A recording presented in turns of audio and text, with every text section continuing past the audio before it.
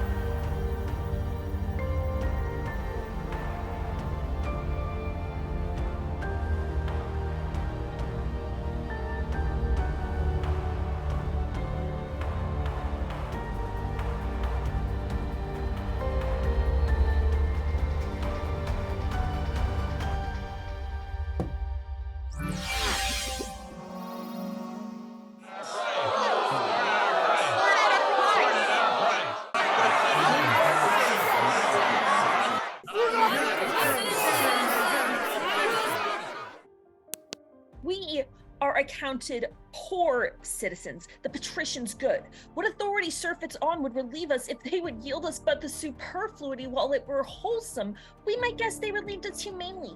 But they think we are too dear. The leanness that afflicts us, the object of our misery, is as an inventory to particularize their abundance. Our sufferance is a gain to them. Let us revenge this with our pipes, ere we become breaks, for the gods know, I speak this in not thirst for revenge.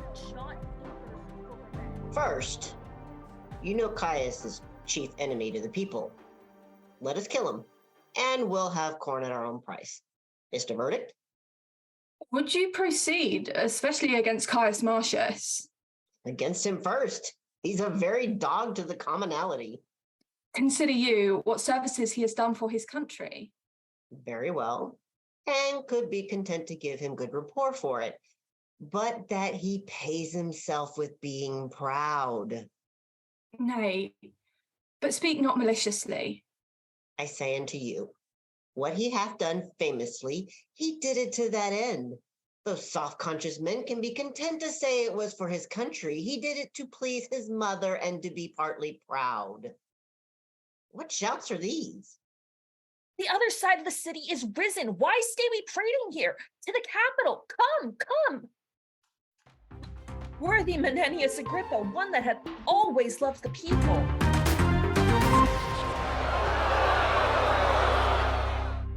I tell you, friends, most charitable care have the patricians of you, and you slander the helms of the state who care for you like fathers when you curse them as enemies. Care for us. True indeed, they ne'er cared for us yet. Suffer us to famish in their storehouses crammed with grain, make edicts for usury to support usurers, repeal daily any wholesome act established against the rich, and provide more piercing statutes daily to chain up and restrain the poor. If the wars eat us not up, they will, and there's all the love they bear us. I shall tell you a pretty tale. It may be you have heard it, but I will venture to stale it a little more. There was a time when all the body's members rebelled against the belly, thus accused it, that only like a gulf it did remain in the midst of the body, idle and unactive, still coveting the beyond, never bearing like labor with the rest, where other instruments did see and hear, devise, instruct, walk, feel, and mutually participate, did minister unto the appetite and affection common of the whole body. Note me this, good friend. Your most grave belly was deliberate, not rash like his accusers, and thus answered. True is it, my incorporate friends, quoth he, that I receive the general food at first, which you do live upon, and fit it is, because I am the storehouse and the shop of the whole body. But if you do remember, I send it through the rivers of your blood, even to the court, the heart, to the seat of the brain, and I can make my audit up, that all from me do back receive the flower of all, and leave me but the bran. What say you to it? The senators of Rome are this good belly, and you the mutinous members. For examine their counsels and their cares. Digest things rightly touching the weal of the common, you will find no public benefit which you receive, but it proceeds from them to you, and in no way from yourselves. What do you think, you, the great toe of this assembly? For that being one of the lowest, basest, poorest of this most wise rebellion, thou goest foremost. Hail, noble Martius. Thanks. What's the matter, you dissentious rogues, that rubbing the poor itch of your opinion make yourselves scabs? What would you have, you curs, that like nor peace nor war? The one affrights you, the other makes you proud. He that trusts to you where he should find you lions, finds you hares. Where foxes, geese you are. Who deserves greatness deserves your hate. Hang ye. Trust ye? With every minute you do change a mind, and call him noble that was now your hate, him vile that was your garland. What's the matter? What's their seeking? For corn at their own rates, whereof they say the city is well stored. Hang 'em, they say.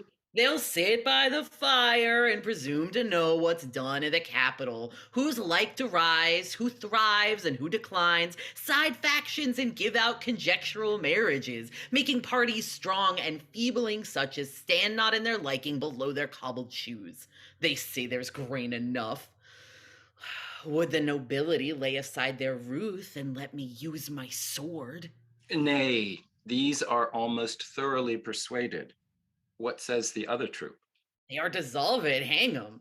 They said they were an hungry, sighed forth proverbs, that hunger broke stone walls, that dogs must eat, that meat was made for mouths. So with these shreds they vented their complainings, which being answered and a petition granted them. What is granted them? 5 tribunes to defend their vulgar wisdoms of their own choice. One's Junius Brutus, Sicilia Volutus, I know not. Death. The rabble should have first unroofed the city ere so prevailed with me. It will in time win upon power and throw forth greater themes for insurrections arguing. This is strange. Go, get you home, you fragments.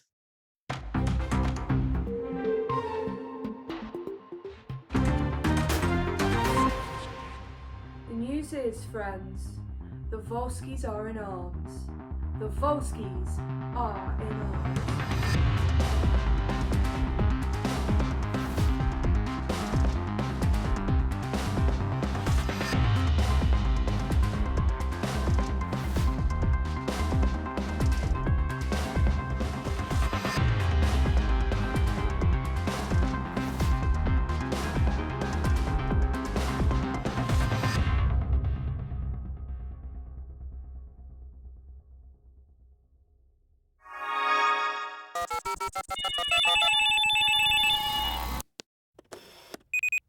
Martius, 'Tis true that you have lately told us the Volskis are in arms. They have a leader, Tullus Aufidius, that will put you to it.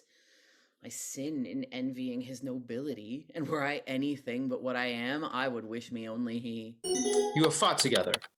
Or half to half the world by the ears, and he upon my party, I'll revolt to make only my wars with him.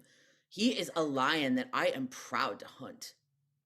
Then, worthy Martius, attend upon Cominius to these wars. It is your former promise. Sir, it is, and I am constant. Titus Lartius, thou shalt see me once more strike at Tullus's face. What? Art thou stiff? Standst out? No, Caius Martius. I'll lean on one crutch and fight with the other. Stay behind this business. Oh, true bred. Your company to the capital. Lead you on. Was ever man so proud as this Martius? He has no equal. When we were chosen tributes for the people, Marked you his lip and eyes, nay, but his taunt. being moved. He will not spare to gird the gods. To mock the modest moon. The present wars devour him. He is grown too proud to be so valiant. Such a nature tickled with good success disdains the shadow which he treads on at noon. Let's hence and hear how the dispatch is made. Let's along.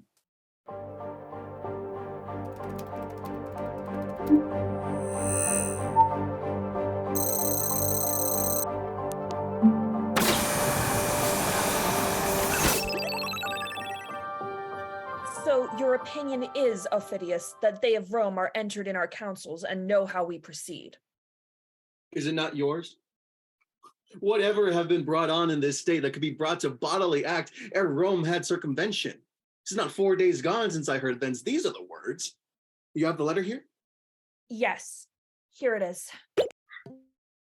They have pressed to power, but it is not known whether for east or west. The dearth is great, the people mutinous, and it is rumored Cominius, Martius, your old enemy who is of Rome, worse hated than of you, and Titus Lartius, a most valiant Roman. These three lead on this preparation, whether 'tis bent, most likely 'tis for you. Consider of it. Our army's in the field. We never yet made doubt, but Rome was ready to answer us. Nor did you think it folly to keep your great pretenses veiled till when they needs must show themselves, which in the hatching, it seemed, appeared to Rome. By the discovery we shall be shortened in our aim, which was to take in many towns, ere Rome almost should know we were afoot. Noble Aufidius. I speak from certainties, nay, more. Some parcels of their power are forth already, and only hitherward. I leave your honors. If we and Caius Martius chance to meet, 'tis sworn between us we shall strike till one can do no more.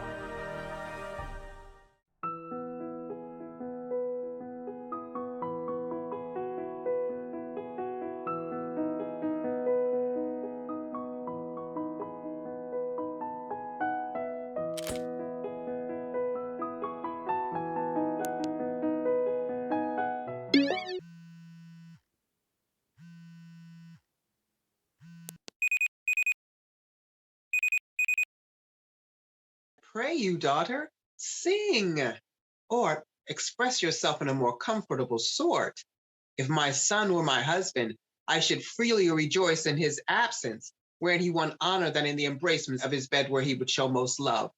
When yet he was but tender-bodied, and the only son of my womb, when youth with comeliness pluck all gaze his way, when for a days of kings' entreaties a mother should not sell him an hour from her beholding.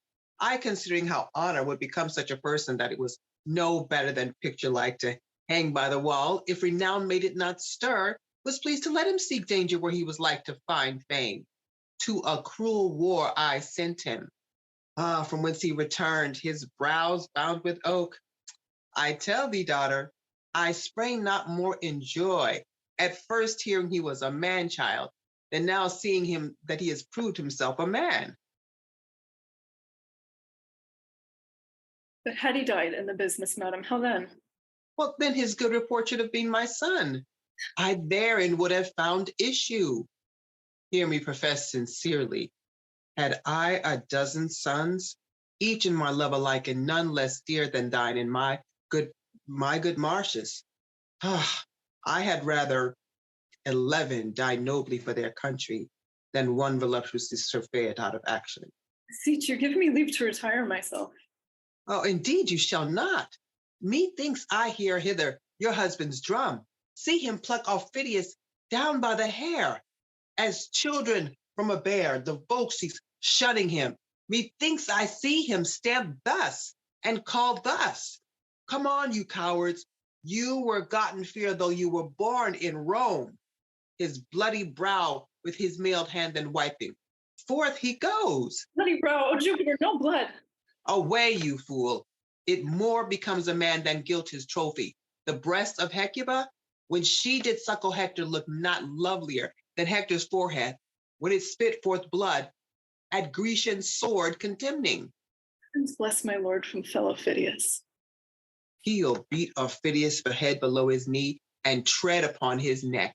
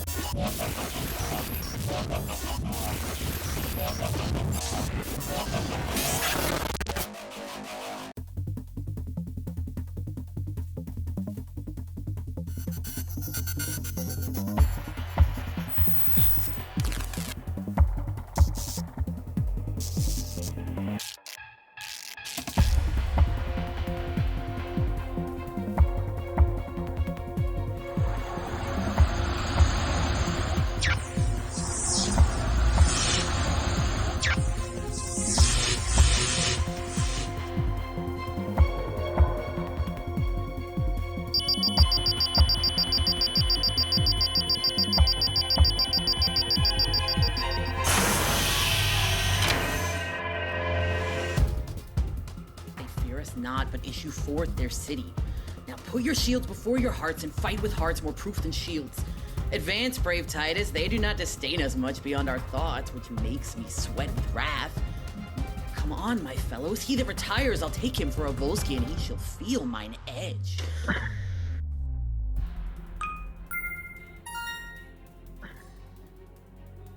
So now the gates are open. Now prove good seconds, 'tis for the followers fortune widens them, not for the flyers, mark me. Oh, they are at it. Their noise be our instruction, ladders ho. My work hath not yet warmed me, fare you well. The blood I drop is rather physical than dangerous to me. To Aufidius thus I will appear and fight. Thou worthiest Martius. Alas, Aufidius, is he within these walls? Where is the man of my soul's hate, Aufidius? What's become of Martius? Slain, sir, doubtless. Following the flyers at the very heels, with them he enters, who upon the sudden clap to their gates, he is himself alone to answer all the city. Oh, noble fellow who sensibly outdates his sense of sword, and when it bows, stands up. Oh. Thou art left, Martius. Our carbuncle entire as big as thou art were not so rich a jewel.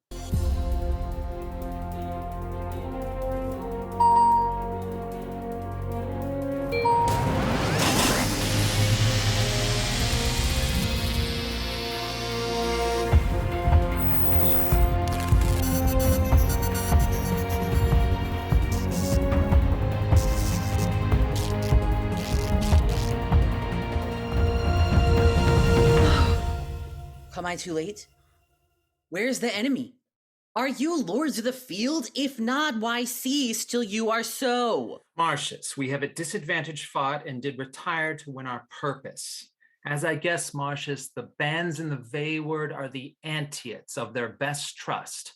O'er them, Aufidius, their very heart of hope. I do beseech you by all the battles wherein we have fought, by the blood we have shed together, by the vows we have made to endure friends, that you directly set me against Aufidius and his Antiots, and that you not delay the present, but filling the air with swords advanced and darts, we prove this very hour.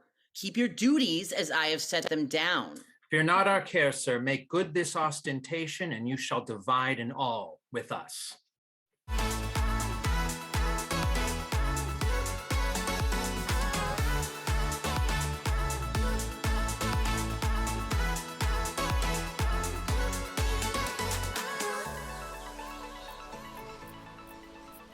I'll fight with none but thee, for I do hate thee worse than a promise breaker. We hate alike. Not Isis owns a serpent I abhor more than thy fame and envy. Fix thy foot. Let the first buzzard die, the others aid, and the gods doom him after. If I fly, Martius, hollow at me like a hare. Within these 3 hours, Tullus, alone I fought in your Corioli walls, and made what work I pleased. 'Tis not my blood wherein thou seest me masked. For thy revenge, wrench up thy power to the highest. Wert thou the Hector, thou shouldst not escape me here.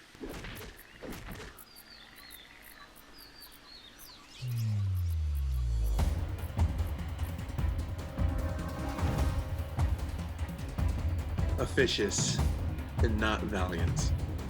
You have shamed me in your condemned seconds.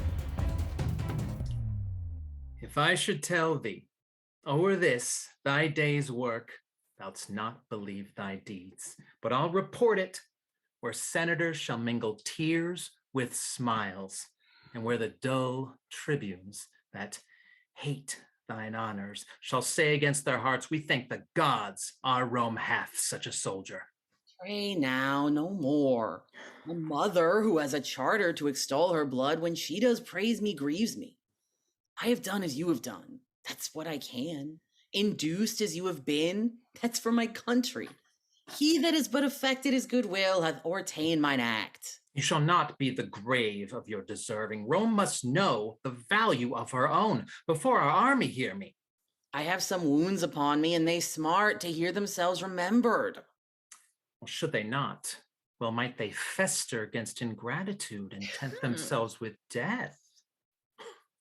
Of all the horses whereof we have ta'en good and good store, of all the treasure in this field achieved and city, we render you the 10th. I thank you, General, but cannot make my heart consent to take a bribe to pay my sword. I do refuse it and stand upon my common part with those that have beheld the doing. Martius, Martius, Martius, Martius, Martius. May these same instruments which you profane never sound more. When drums and trumpets shall of the field prove flatterers, let courts and cities be made all of false face soothing. No more, I say. For that I have not washed my nose that bled, or foiled some debile wretch, which without note hears many else have done. You shout me forth in acclamations hyperbolical. If 'gainst yourself you be incensed, we'll put you, like one that means his proper harm, in manacles, then reason safely with you. Therefore be it known that as to us, as to all the world, Caius Martius wears this war's garland. And from this time forth, for what he did before, Corioli, call him with all the applause and clamor of the host, Caius Martius Coriolanus. Ooh. Bear the addition nobly, ever. Caius Martius Coriolanus. I will go wash, and when my face is fair, you shall perceive whether I blush or no. Aw. Howbeit, I thank you. I mean to stride your steed, and at all times to undercrest your good addition to the fairness of my power. The gods begin to mock me. I, that now refused most princely gifts, am bound to beg of my Lord General. Take it, 'tis yours, what is't. Have we no wine here?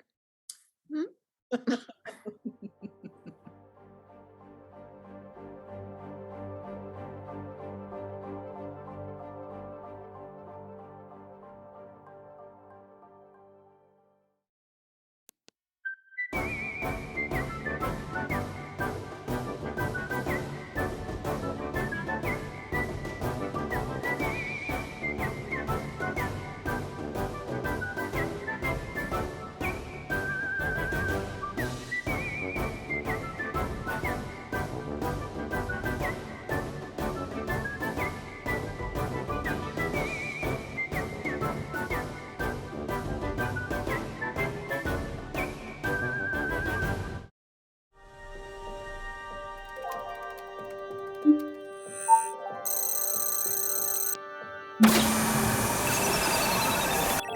town is taken.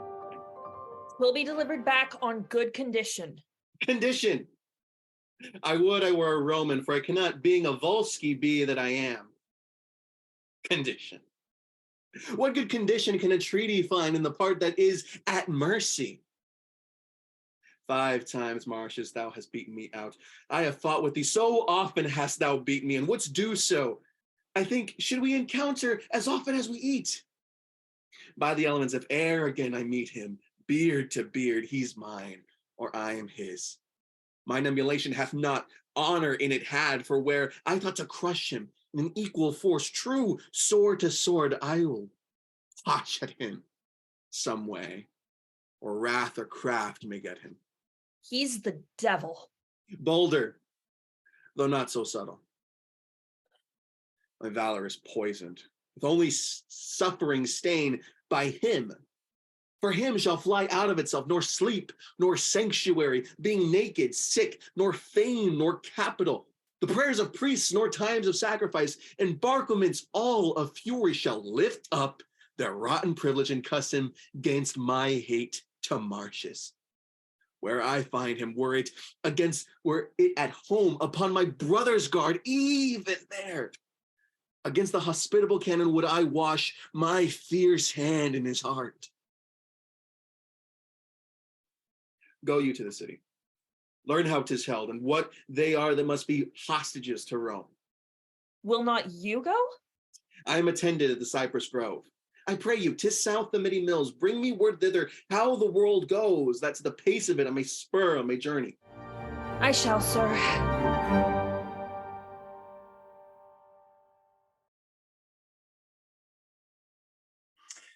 The augurer tells me we shall have news tonight. Good or bad? Not according to the prayer of the people, for they love not Martius. Nature teaches beasts to know their friends. Pray you, who does the wolf love? The lamb? I, to devour him, as the hungry plebeians would the noble Martius. He's a lamb indeed, that baws like a bear. He's a bear indeed that lives like a lamb. You two are learned. Tell me one thing that I shall ask you. Well, sir. Well, sir.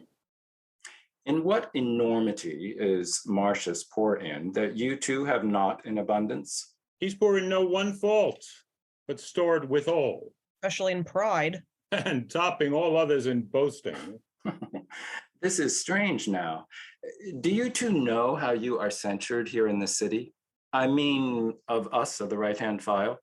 Do you? Why, how are we censured? You blame Martius for being proud? We do it not alone, sir. I know you can do very little alone, for your helps are many, or your actions would grow wondrous single.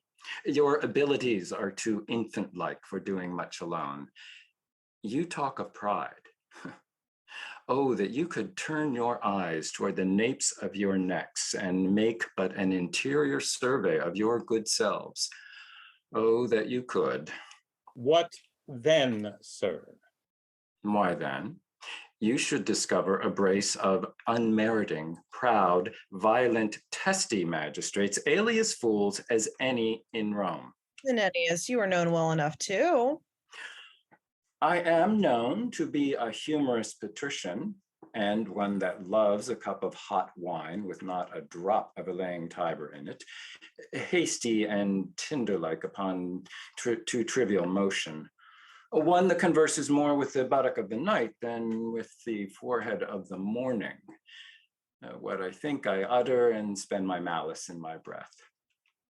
What harm can your blind conspicuities glean out of this character if I be known well enough too? Come, sir, come. We know you well enough.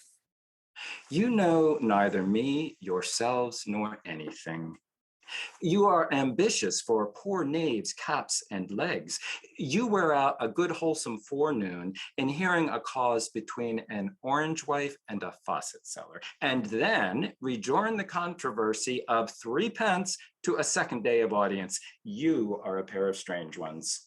Come, come, you are well understood to be a perfecter jiber for the table than a necessary bencher in the capital. Good end to your worships.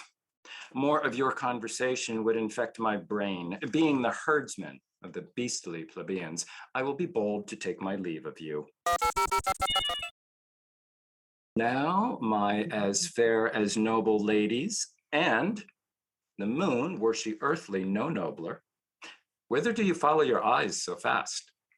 Honorable Menenius, my boy Martius approaches. For the love of Juno, let's go. Ha! Martius coming home. Nay, 'tis true. Look, here's a letter from him. The state had another, his wife another, and I think there's one at home for you. I will make my very house reel tonight. A letter for me. Yes, sir, and there's a letter for you. I saw it. A letter for me. Is he not wounded? He was wont to come home wounded. No, no. Oh, he is wounded. I thank the gods for it. So do I too. Be it not too much. Brings a victory in his pocket. The wounds become him. On's brows, Menenius, he comes the third time home with the oaken garland. Is the Senate possessed of this? Good ladies, let's go. Yes, yes, yes. The Senate has letters from the general wherein he gives my son the whole name of the war. He hath in his action outdone his former deeds doubly. God save your good worships. Martius is coming home. He has more cause to be proud. Where is he wounded? In the shoulder and in the left arm, there will be large cicatrices to show the people when he shall stand for his place. He received in the repulsive Tarquin 7 hurts in the body. 1 in the neck and 2 in the thigh. That's 9 that I know. He had, before his last expedition, 25 wounds upon him. Now it's 27. Every gash was an enemy's grave. Know, Rome, that all alone Martius did fight within Coriolanus gates, where he hath won, with fame, a name to Caius Martius. These in honor follows Coriolanus. Welcome to Rome, renowned Coriolanus. No more of this. It does offend my heart. Pray now, no more. Look, sir, your mother. Oh, you have, I know, petitioned all the gods for my prosperity. Nay, my good soldier, my gentle Martius, worthy Caius, and by deed achieving honor, newly named, what is it? Coriolanus must I call thee? But, oh, thy wife. My gracious silence, hail. Wouldst thou have laughed had I come coffined home that weeps to see me triumph? Ay, my dears, such eyes the widows in Corioli wear, and mothers that lack sons. Now the gods crown thee. And live you yet? I know not where to turn. Oh, welcome home, and welcome, General, and you're welcome all. 100,000 welcomes. I could weep, and I could laugh. I am light and heavy. Welcome. A curse begin at very root on's heart that is not glad to see thee. I have lived to see inherited my very wishes and the buildings of my fancy. Only there's one thing wanting, which I doubt not but our Rome will cast upon thee. No, good mother, I had rather be their servant in my way than sway with them in theirs. On to the capital.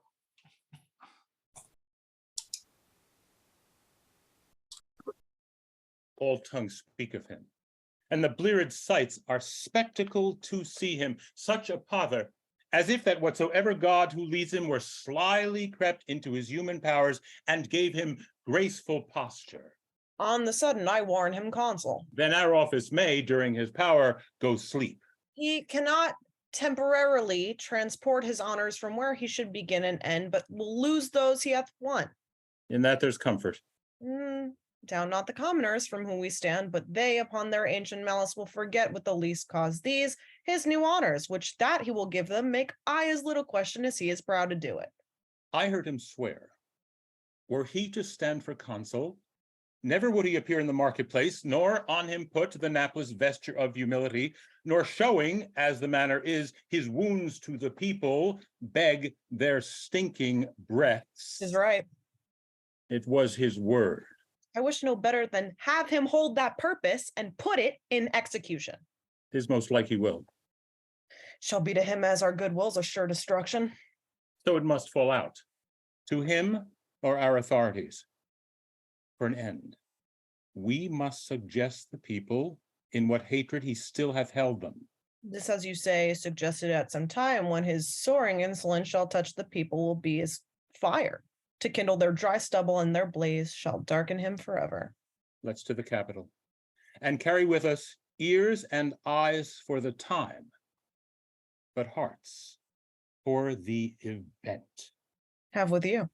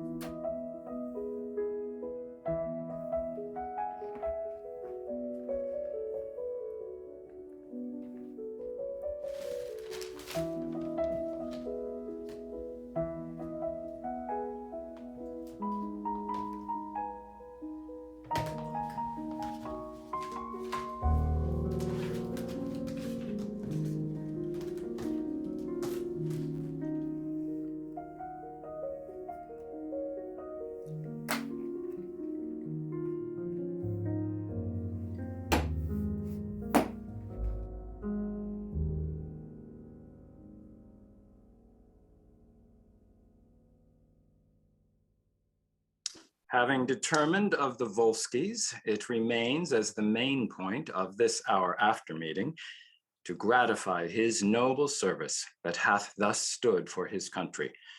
Therefore, please you, most reverend and grave elders, to desire the present consul, Cominius, to report a little of that worthy work performed by Caius Martius Coriolanus. Speak, good Cominius. Tribunes of the people, we do request your kindest ears, and after your loving motion toward the common body, to yield what passes here. We both have hearts inclinable to honor and advance the theme of our assembly.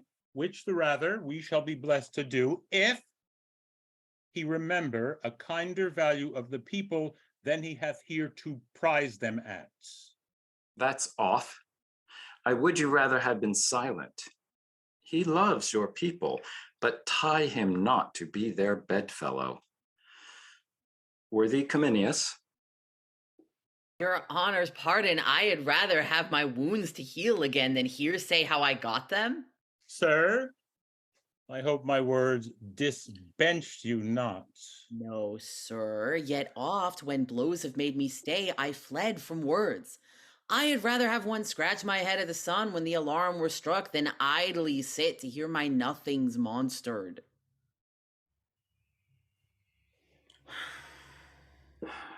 Proceed, Cominius. I shall lack voice. The deeds of Coriolanus should not be uttered feebly. It is held that valor is the chiefest virtue and most dignifies the haver. If it be, then the man I speak of cannot in this world be singly counterpoised. At 16 years, he fought beyond the mark of others. In that day's feats, when he might act the woman in the scene, he proved best man in the field. His pupil age, man entered thus. He waxed like a sea, and in the brunt of 17 battles, since he lurched all swords of the garland. For this last, before and in Corioli, let me say I cannot speak him home. As weeds before a vessel under sail, so men obeyed and fell below his stern. His sword, death's stamp, where it did mark, it took from face to foot. He was a thing of blood, whose every motion was timed with dying cries. Alone, he entered the mortal gate of the city, aidless came off, and with a sudden reinforcement struck Corioli like a planet. Now all's his. When by and by the din of war gan pierce his ready sense, then straight his doubled spirit requickened what in flesh was fatigate, and to the battle came he, until he called both field and city ours, he never stood to ease his breast with panting. Worthy man. He covets less than misery itself would give, rewards his deeds with doing them. He's right noble. Let him be called for. Call Coriolanus. He doth appear. The Senate, Coriolanus, are well pleased to make thee consul. I do owe them still my life and services. It then remains that you do speak to the people. I do beseech you, let me o'erleap that custom, for I cannot put on the gown, stand naked, and entreat them for my wound's sake to give their suffrage. Please you that I may pass this doing. Sir, the people must have their voices, neither will they bate one jot of ceremony. It is a part that I shall blush in acting and might well be taken from the people. Mark you that. To brag unto them, thus I did, and thus show them the unaching scars which I should hide as if I had received them for the hire of their breath only? Do not stand upon it. We recommend to you, tribunes of the people, our purposes to them, and to our noble consul, wish we all joy and honor. To Coriolanus come all joy and honor.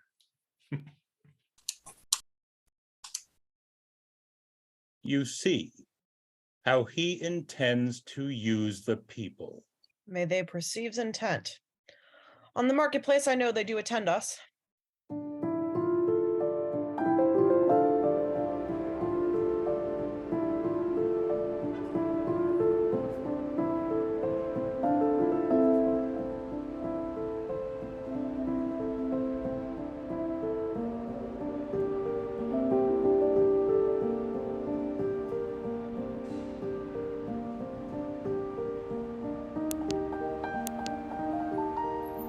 Serving man, create account.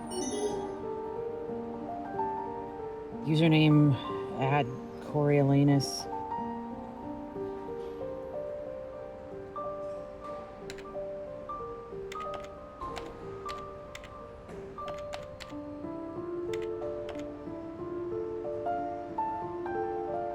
Confirm.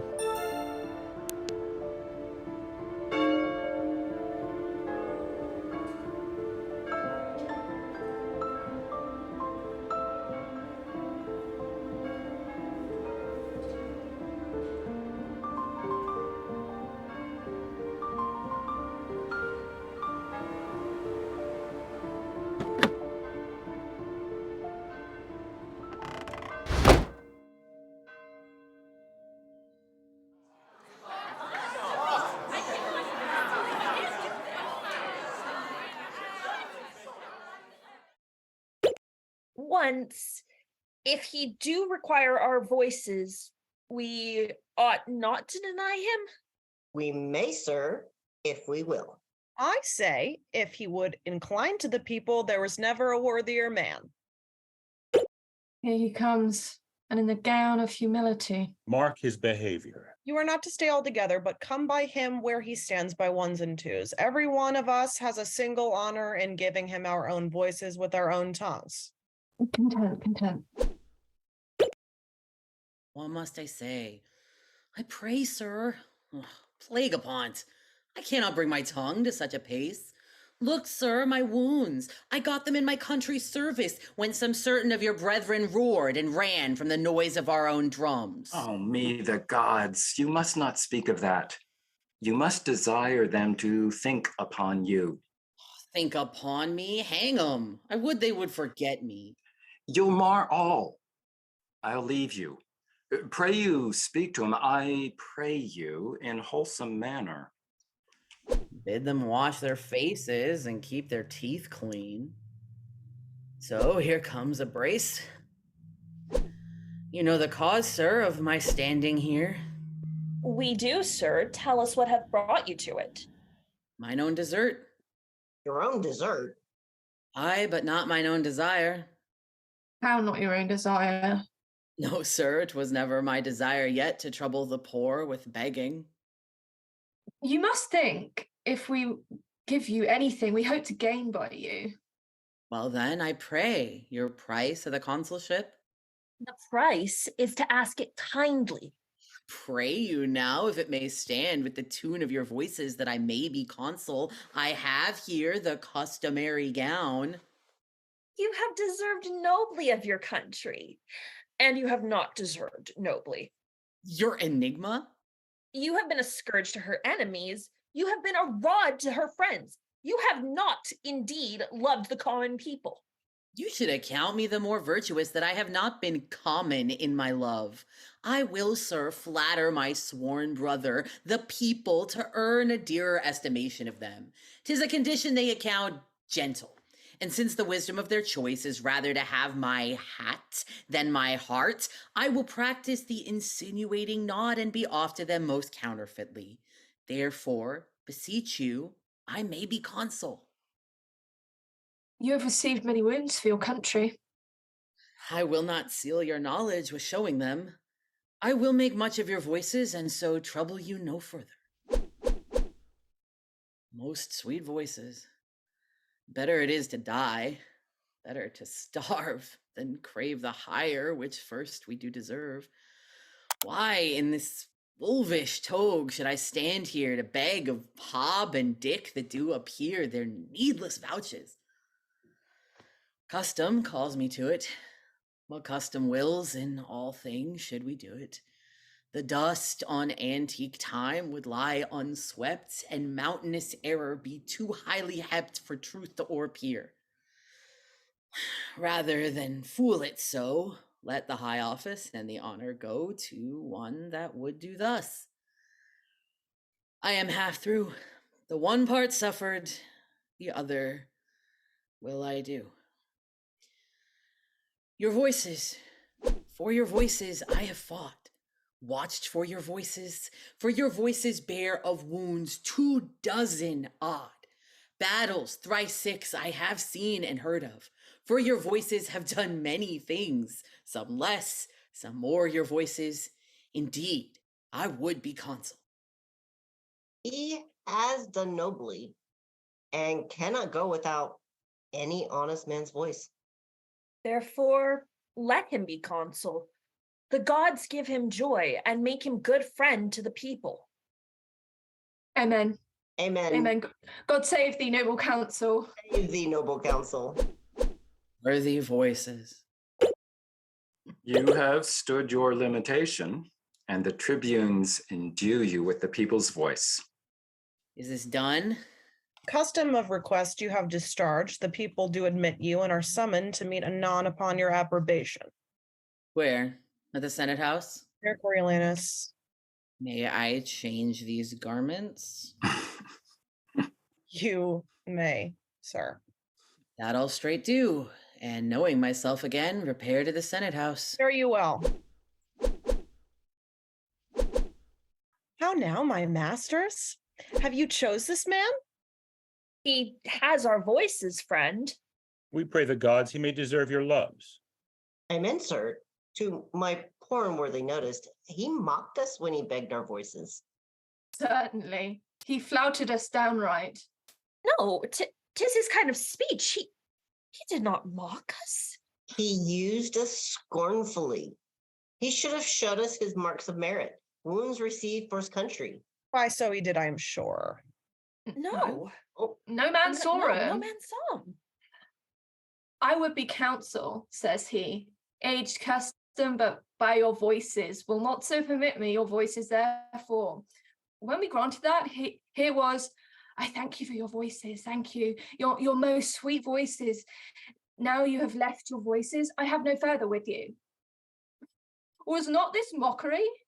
Why, either were you so ignorant to see it, or seeing it of such childish friendliness to yield your voices? Did you perceive? He did solicit you in free contempt when he did need your loves? And do you think that his contempt will not be bruising to you when he hath power to crush? Why? Had your bodies no heart among you? It's not confirmed. We may deny him yet. And will deny him. I'll have 500 voices of that sound. I twice at 500 and their friends to pace him.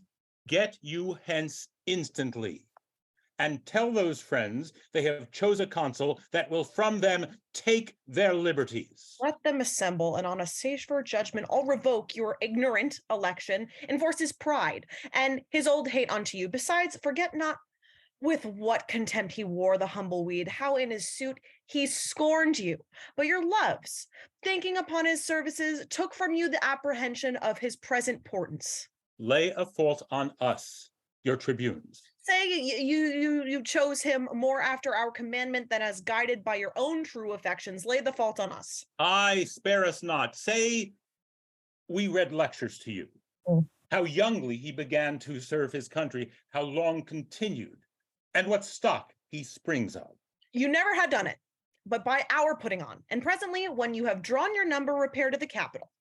To the capital. Come. We will be there before the stream of the people. And this shall seem as partly 'tis their own, which we have goaded onward.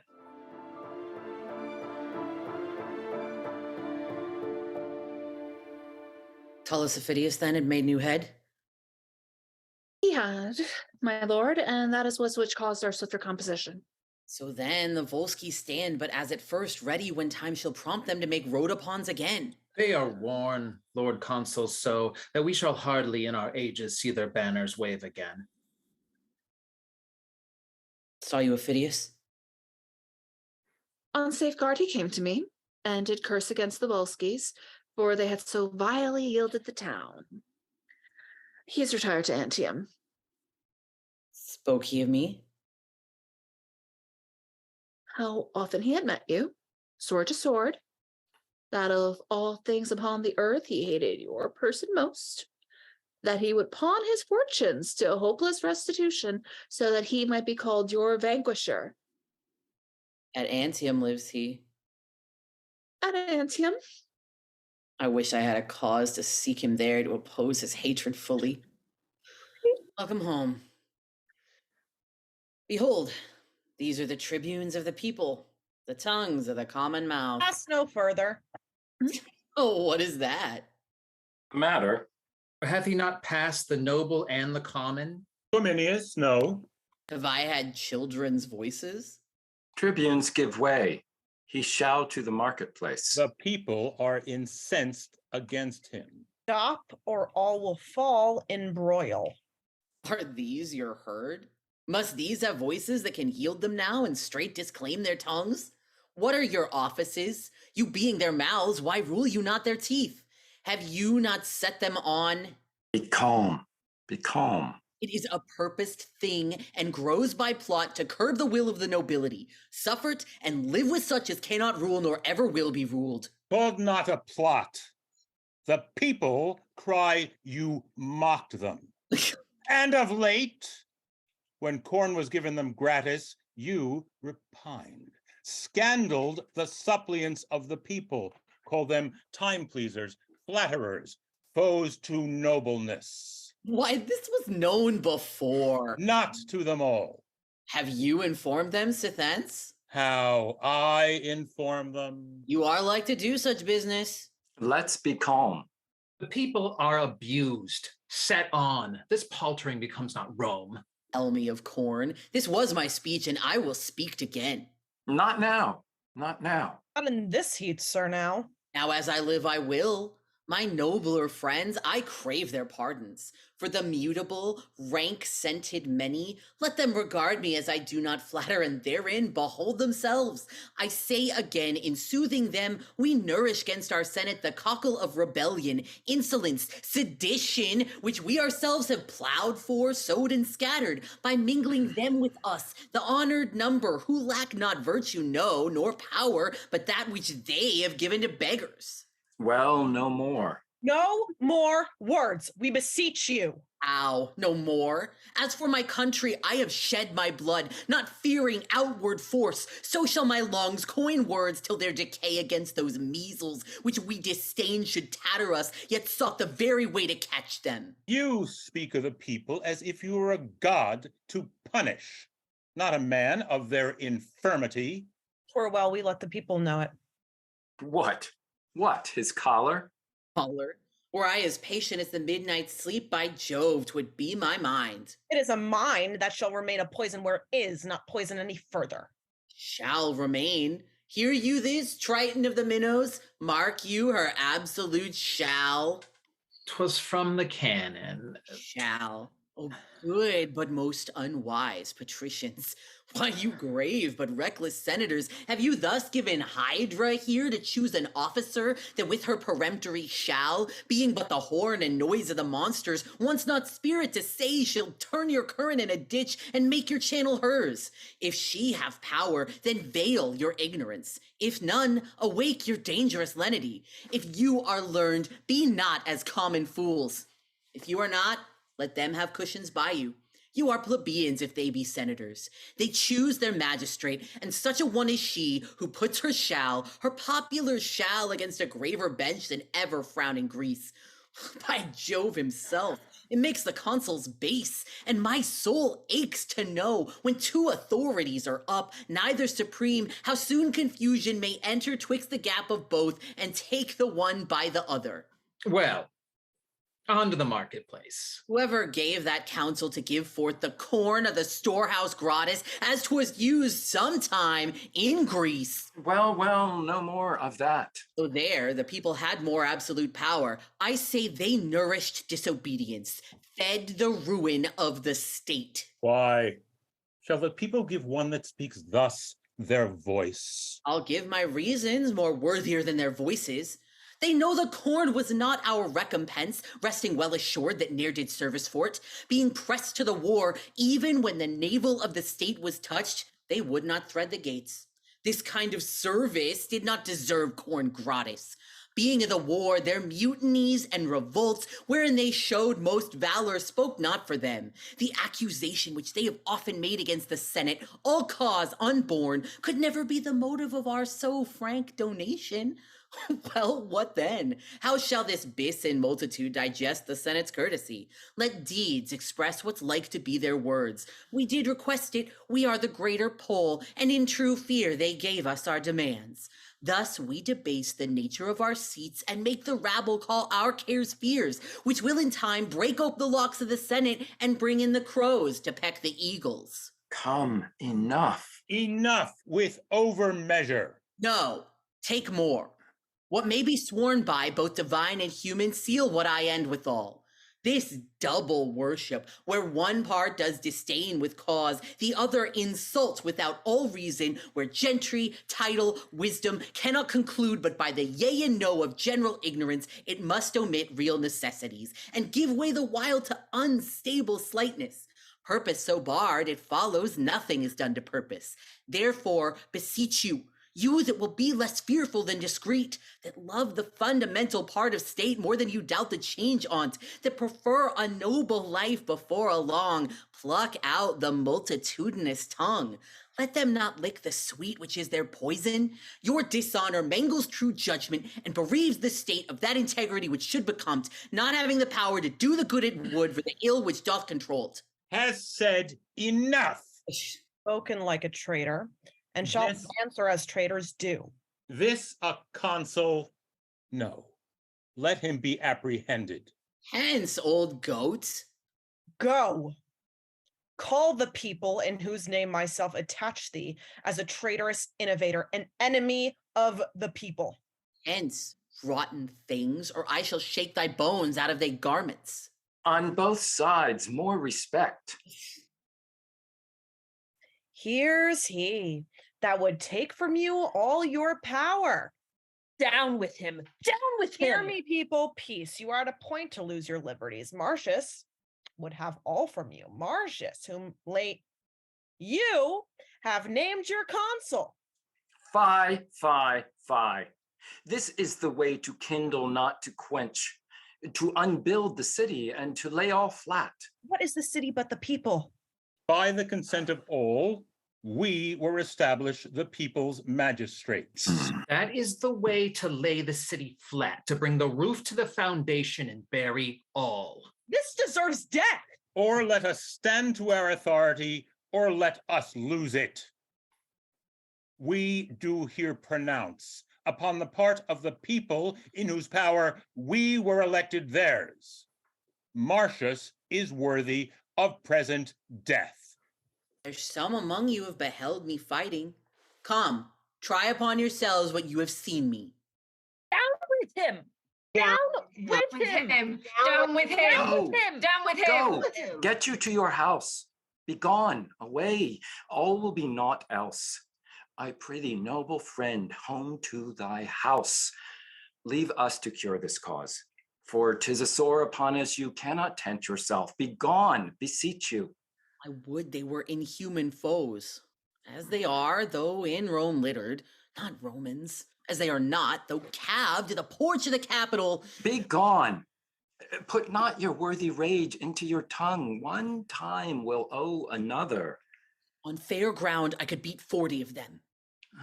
Myself take up a brace of the best of them, yea, the 2 tribunes. But now 'tis odds beyond arithmetic, and manhood is called foolery when it stands against a falling fabric.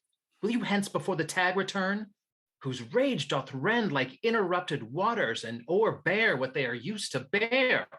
Pray you, be gone. I'll try whether my old wit be in request with those that have but little. This must be patched with cloth of any color. Nay, come away. This man hath marred his fortune. His nature is too noble for the world. He would not flatter Neptune for his trident, nor Jove for his power to thunder. His heart's his mouth, what his breast forges, that his tongue must vent. And being angry, does forget that ever he heard the name of death. Ah, here's goodly work. Where is this viper that would depopulate the city and be every man himself? You worthy tribunes. He shall be thrown down the Tarpeian rock with rigorous hands. He hath resisted the law, and therefore law shall scorn him further trial than the severity of the public power which he so sets at naught. He shall well know the noble tribunes are the people's mouths, and we their hands. He shall. He shall. Sure on it. If by the tribune's leave, and yours, good people, I may be heard, I would crave a word or two, the which shall turn you to no further harm than so much loss of time. Briefly then, for we are peremptory to dispatch this viperous traitor to eject him hence, were but one danger, and to keep him here, our certain death. Therefore it is decreed he dies tonight. Now the good gods forbid that our renowned Rome, whose gratitude towards her deserved children is enrolled in Jove's own book, like an unnatural dam should now eat up her own. He's a disease that must be cut away. He's a limb that has but a disease, mortal to cut it off, to cure it easy. What has he done to Rome that's worthy death? Killing our enemies. The blood he hath lost, which I dare vouch, is more than that he hath by many an ounce. He dropped it for his country. And what is left? To lose it by his country, or to us all that do it and suffer it, a brand to the end of the world. This is clean calm. Merely awry. When he did love his country, it honored him.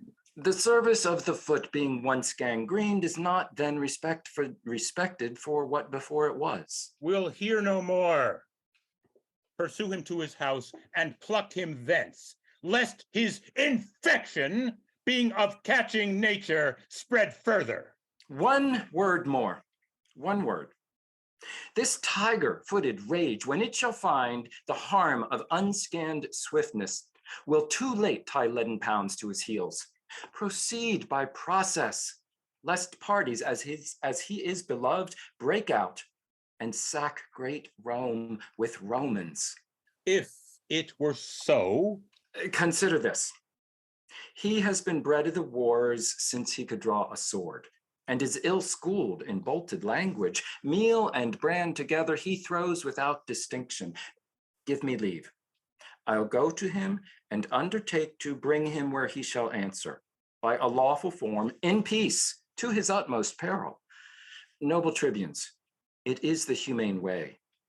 The other course will prove too bloody, and the end of it unknown to the beginning. Noble Menenius, be you then, as the people's officer, meet on the marketplace. We'll attend you there, where, if you bring not Martius, we'll proceed in our first way. I'll bring him to you.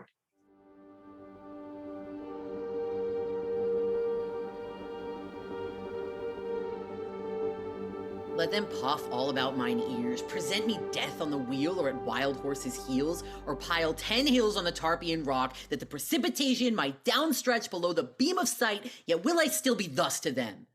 I do the nobler. Why did you wish me milder? Would you have me false to my nature? Rather say I play the man I am. Oh, sir, sir, sir. I would have had you put your power well on before you had worn it out. Let go.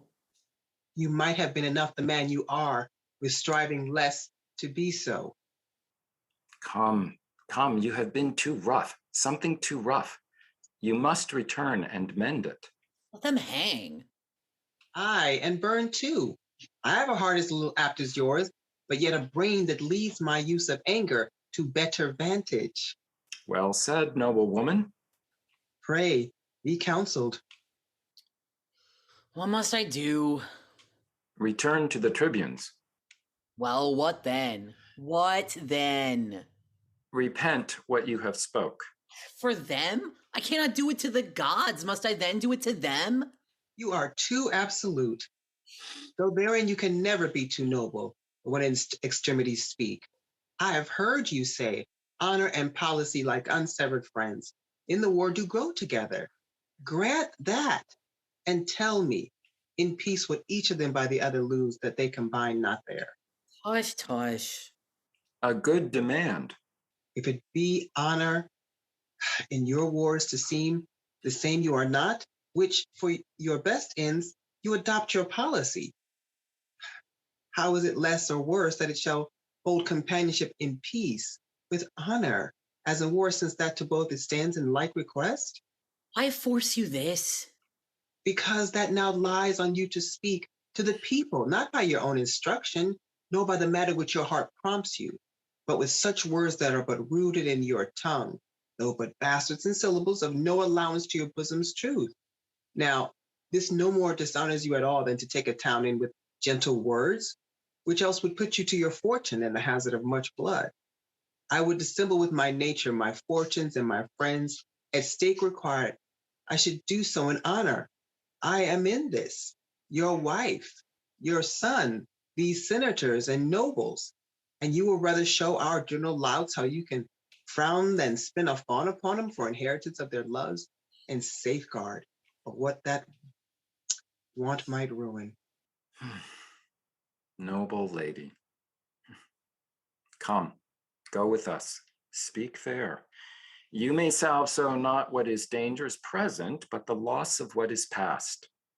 I prithee now, my son, go to them with this bonnet in thy hand, and thus far having stretched it, here be with them, thy knee bussing the stones. For in such business, action is eloquence, and the eyes of the ignorant more learned than the ears, bowing thy head, which often thus correcting thy stout heart, now humble as the ripest mulberry, that will not hold the handling, or say to them, thou art their soldier, and being bred in boils, has not the soft way which thou dost confess, were fit to thee to use as they to claim, in asking their good loves, but thou wilt frame thyself forsooth hereafter theirs, so far as thou hast power and person. This but done even as she speaks, why their hearts were yours, for they have pardons being asked. Pray now, go and be ruled, although I know thou hast rather follow thine enemy in fiery gulf than flatter him in a bower. Here is Cominius. I have been in the marketplace, and sir, 'tis fit you make strong party, or defend yourself by calmness, or by absence. All's in anger. Only fair speech. I think 'twill serve if he can thereto frame his spirit. He must and will. Prithee now, say you will, and go about it. Must I with base tongue give unto my noble heart a lie that it must bear? Well, I will do it.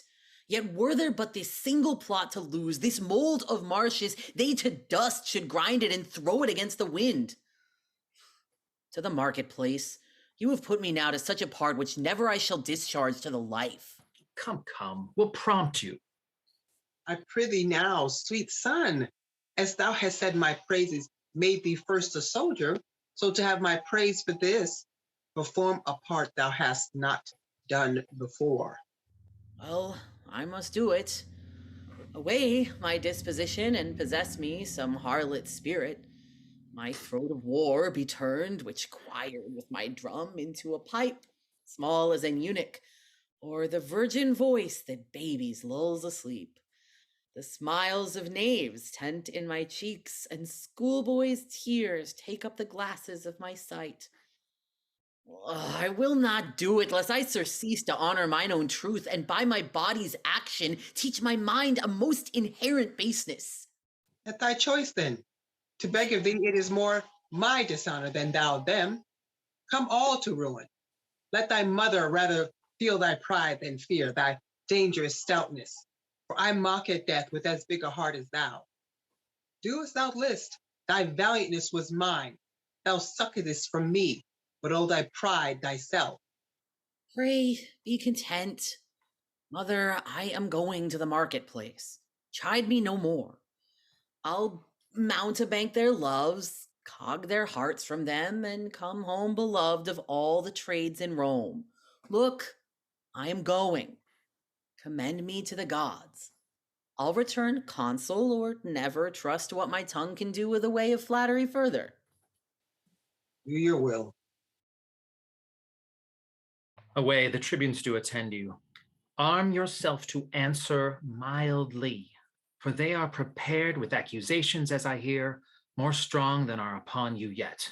The word is mildly. Pray you, let us go. Let them accuse me by invention. I will answer in mine honor.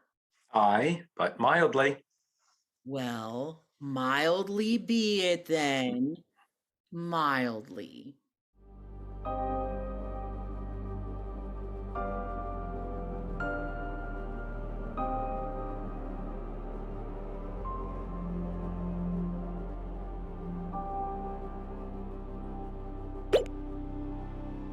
In this point, charge him home, that he affects tyrannical power.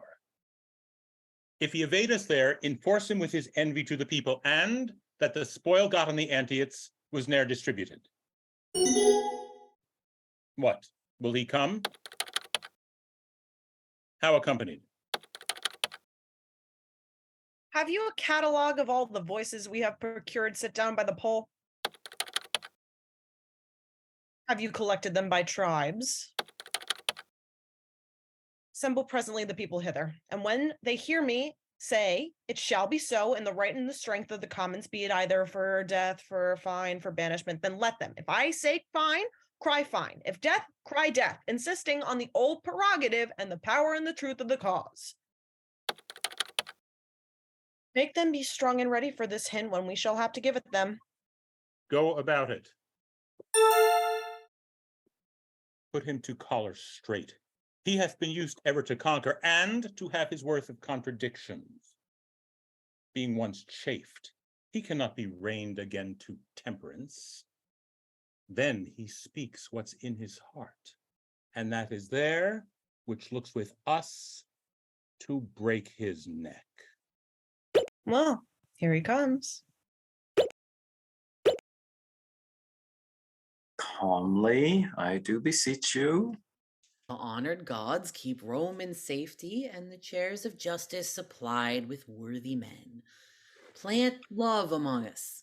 Throng our large temples with the shows of peace, and not our streets with war. Amen, amen. A noble wish.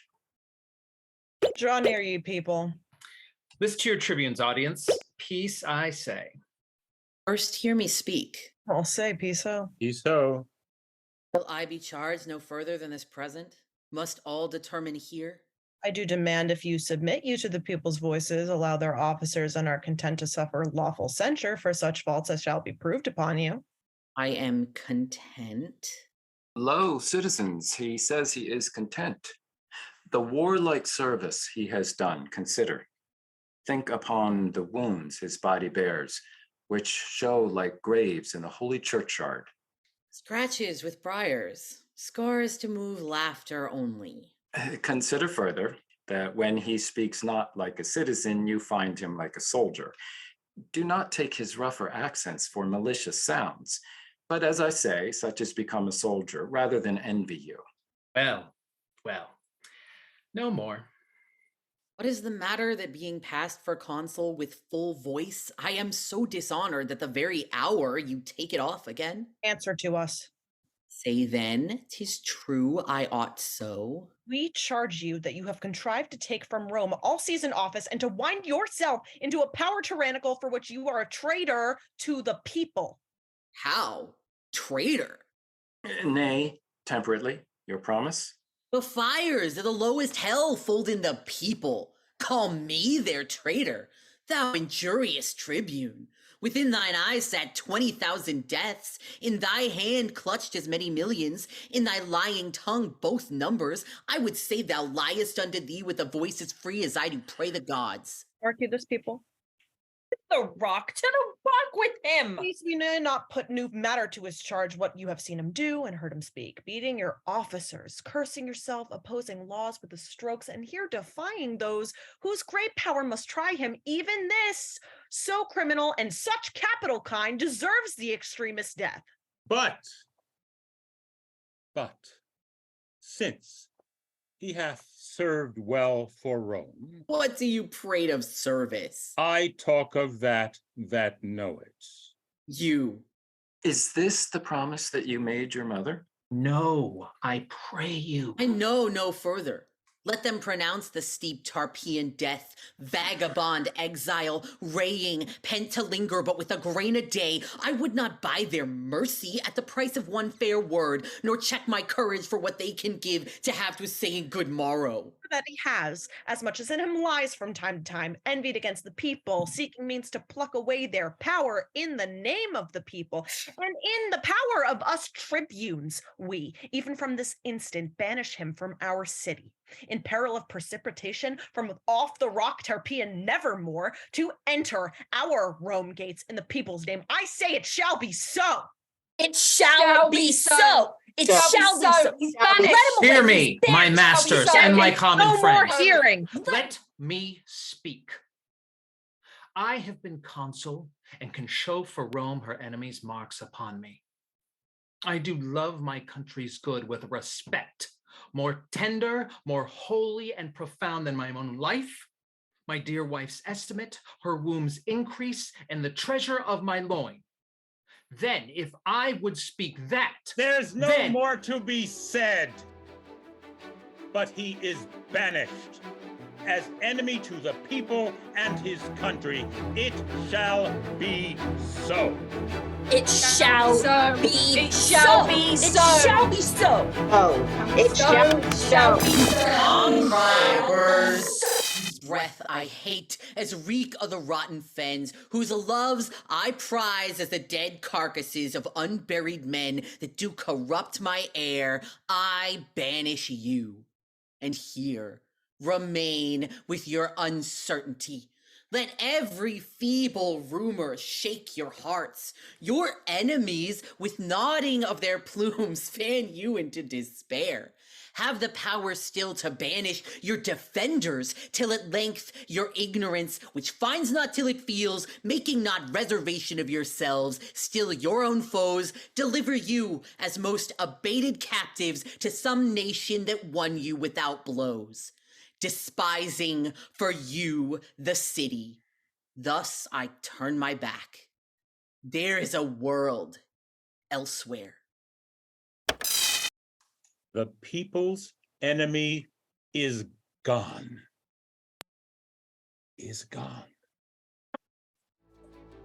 Our enemy's benefiting others. Gone. Enemy vanishing. Gone. All right, yeah.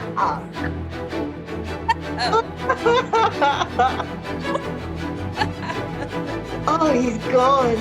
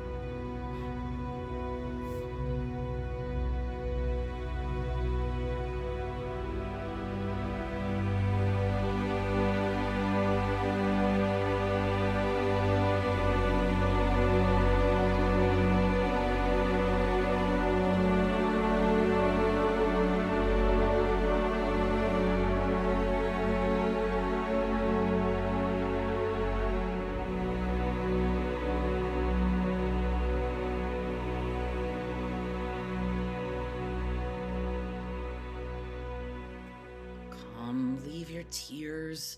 A brief farewell. The beast with many heads butts me away. Nay, mother, where is your ancient courage?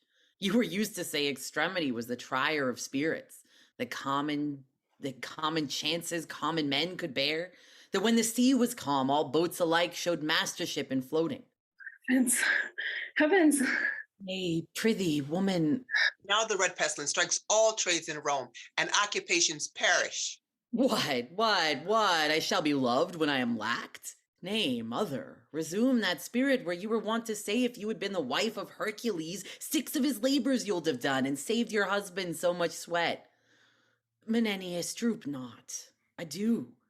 Farewell, my wife, my mother. I'll do well yet. My sometime general, I have seen thee stern, and thou hast oft beheld heart-hardening spectacles. Tell these sad women 'tis fond to wail inevitable strokes as 'tis to laugh at 'em. My mother, you wot well my hazards still have been your solace, and believed not lightly, though I go alone, like to a lonely dragon that his fen makes feared and talked of more than seen, your son will or exceed the common or be caught with cautelous baits and practice. My first son, whither wilt thou go? Take good Cominius with thee a while. Oh, the gods! I'll follow thee a month. Devise with thee where thou shalt rest, that thou mayest hear of us, and we of thee. So if the time thrust forth the cause for thy repeal, we shall not send over the vast world to seek a single man. Fare ye well. Thou hast years upon thee. And thou art too full of the war's surfeits to go rove with one that's yet unbruised. Bring me but out at gate. Come, my sweet wife, my dearest mother, and my friends of noble touch, when I am forth, bid me farewell and smile. I pray you, come. While I remain above the ground, you shall hear from me still, and never of me aught but what is like me formerly. That's worthily as any ear can hear. Come, let's not weep. Give me thy hand. Come.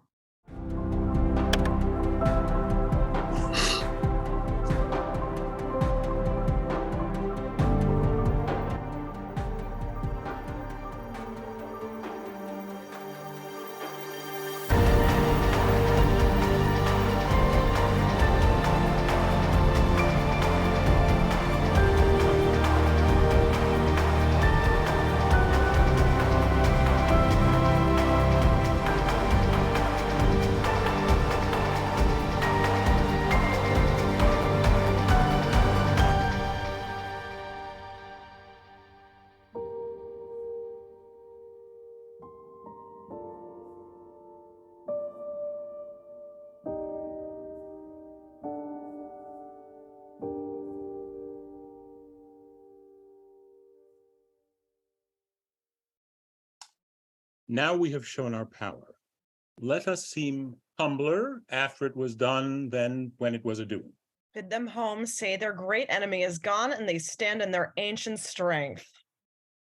Here comes his mother. Let's not meet her. Why? They say she's mad. They have ta'en note of us. Keep on your way. Oh, you're well met. The hoarded plagues of the gods requite your love. Peace, peace, be not so loud. Oh, if that I could, for weeping you should hear, nay, and you should hear some. Will you be gone? Just stay too. Or would I had the power to say so to my husband? You mankind. Aye, fool. Is that a shame? Note but this fool was not a man my father. Hadst thou foxship to banish him, that struck more blows for Rome than thou hast spoken words? Oh, blessed heavens. Oh, more noble blows than ever thou wise words, and for Rome's good, I tell thee what, yet go. Nay, but thou shalt stay too. I would my son were in Arabia, and thy tribe before him with his good sword in his hand. What then? What then? He'd make an end of thy posterity. Bastards and all, good man, the wounds that he does bear for Rome. Come, peace. I would he had continued to his country as he began, and not unkid himself the noble knot he made. I would he had. I would he had. 'Twas you who incensed the rabble. Pray, let us go. Now, pray, sir, get you gone. You have done a brave deed. Here you go. Hear this. As far as does the capital exceed the meanest house in Rome, so far my son, this lady's husband here, this, do you see, whom you have banished, does exceed you all. Well, we'll leave you. Why stay we to be baited with one that wants her wits? Take my prayers with you. I would the gods had nothing else to do but to confirm my curses. Could I meet him but once a day, it would unclog my heart of what lies heavy to it. You have told them home, and by my troth, you have cause. You'll sup with me. Anger's my meat. I'll sup upon myself so shall starve with feeding.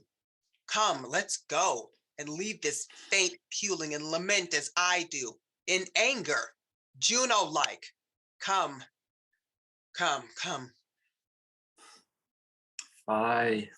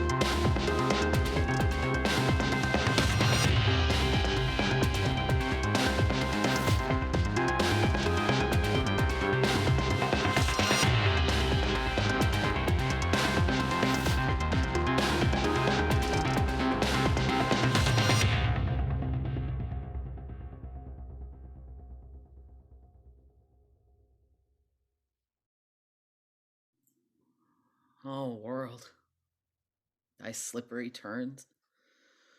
Friends now fast sworn, whose double bosoms seem to wear one heart, whose house, whose bed, whose meal and exercise are still together, who twin as 'twere in love unseparable, shall within this hour on a dissension of a doit break out to bitterest enmity.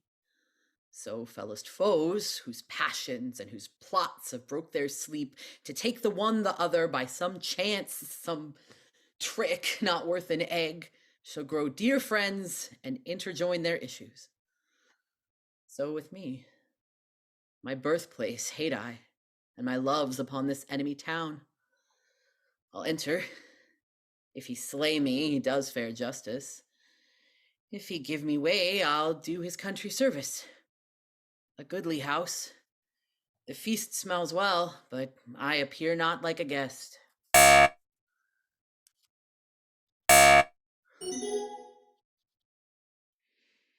What would you have, friend?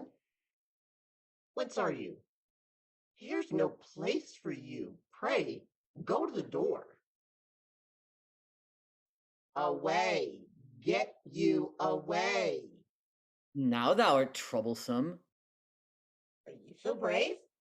I'll have you talked with anon. Let me but stand. I will not hurt your hearth. What are you? A gentleman. A marvelous poor one. True, so I am. Pray you, poor gentleman, take up some other station. Here's no place for you. Pray you, avoid. Come. Follow your function. Go and batten on cold bits. Where is this fellow? Here, sir. I'll have him beaten like a dog, but for disturbing the lords within. Whence comest thou? What wouldst thou? Thy name? Why speakest not? Speak, man. What is thy name? If Tullus not yet thou knowest me, and seeing me dost not think me for the man I am, necessity commands me name myself. What is thy name? A name unmusical to the Volscians' ears and harsh in sound to thine. Say, what's thy name? Thou hast a grim appearance, though thy face bears a command in it. Though thy tackles torn, thou showst a noble vessel. What is thy name? Prepare thy brow to frown. Knowst thou me yet? I know thee not. Thy name? My name is Caius Martius, who hath done to thee particularly and to all the Volsces great hurt and mischief. Thereto witness may my surname, Coriolanus, the painful service, the extreme dangers, and the drops of blood shed from my thankless country are requited but with that surname. A good memory, and witness of the malice and displeasure which thou shouldst bear me, only that name remains. The cruelty and envy of the people, permitted by our dastard nobles, who have all forsook me, hath devoured the rest, and suffered me by the voice of knaves to be whooped out of Rome. Now this extremity hath brought me to thy hearth, not out of hope, mistake me not, to save my life, for if I had feared death of all the men of the world, I would have avoided thee, but in mere spite, to be full quit of those my banishers, stand I before thee here. Then if thou hast a heart of reckon thee that wilt revenge thine own particular wrongs and stop those maims of shame seen through thy country, speed thee straight, and make my misery serve thy turn. So use it, that my revengeful services may prove as benefits to thee, for I will fight against my cankered country with the spleen of all the under-fiends. But if so be thou darest not this and that to prove more fortunes, thou art tired, then, in a word, I also am longer to live most weary, and present my throat to thee, to thy ancient malice, which not to cut would show thee but a fool, since I have ever followed thee with hate, drawn tons of blood out of thy country's breast, and cannot live but to thy shame, unless it be to do thee service.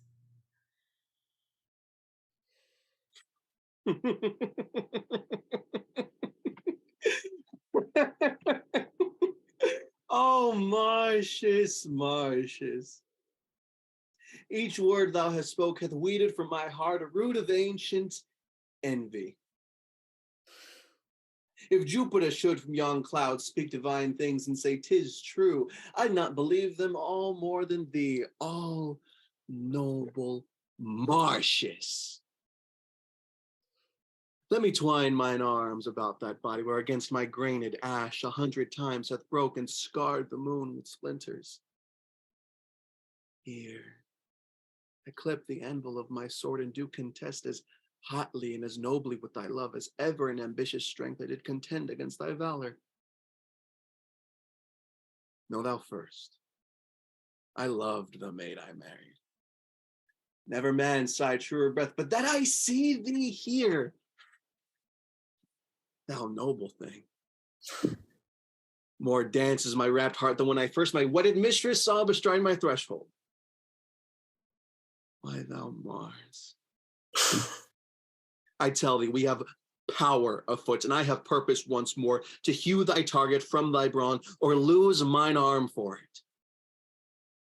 You have beaten me out 12 several times, and I've nightly since dreamt of encounters twixt thyself and me. We have been down together in my sleep, unbuckling helms, fisting each other's throats, and waked half dead with nothing. Worthy Martius, had we no quarrel else to roam, but that thou art from it banished, we would muster all from the ages 12 to 70 and pour war into the bowels of ungrateful Rome like a bold flood.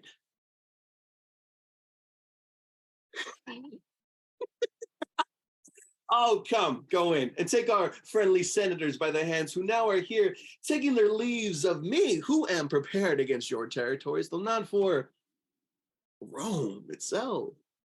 You bless me, gods.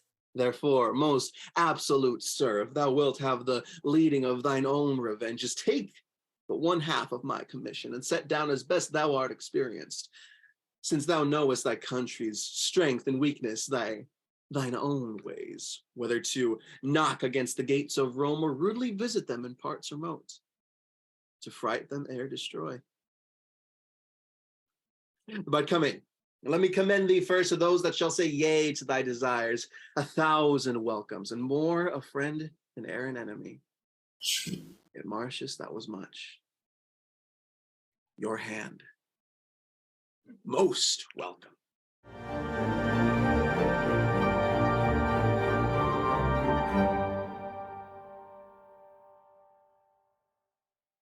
We hear not of him, neither need we fear him. His remedies are tame in the present peace and quietness of the people, which before were in a wild hurry. We stood to it in good time. Hail, sir. Hail to you both. Your Coriolanus is not much missed, but with his friends, the Commonwealth does stand, and so would do were he more angry at it. All's well, and might have been much better if he could have temporized. Where is he, hear you? Nay, I hear nothing. His mother and his wife hear nothing from him. Gods preserve you both. Good evening, our neighbor. Good evening to you, madam. Good evening to you. Ourselves, our wives, and children are on our knees, are bound to pray for you both. Live and thrive. Farewell, kind neighbor. We wished Coriolanus had loved you as we did. Now the gods keep you. Farewell. Farewell. This is a happier and more comely time when these fellows ran about the streets crying confusion. Caius Martius was a worthy officer in the war, but insolent, o'ercome with pride, ambitious past all thinking, self-loving. Affecting one's sole throne without assistance. I think not so. We should by this to all our lamentation, if he were gone forth counsel, found it so. The gods have well prevented it, and Rome sits safe and still without him. A message hath arrived. Worthy tribunes, there is a rogue whom we have put in prison, reports the Volsces with two several powers, are entered in the Roman territories and with the deepest malice of the war, destroy what lies before them. 'Tis Aufidius, who, hearing of our Martius's banishment, thrusts forth his horns again into the world, which were enshelled when Martius stood for Rome, and durst not once peep out. And what talk you of Martius? Go see this rumorer whipped. It cannot be the Volsces dare break with us. Cannot be. We have record that very well it can, and 3 examples of the like have been within my age. But reason with the fellow before you punish him where he heard this, lest you shall chance to whip your information and beat the messenger who bids beware of what is to be dreaded. Oh, not me. I know this cannot be. Not possible.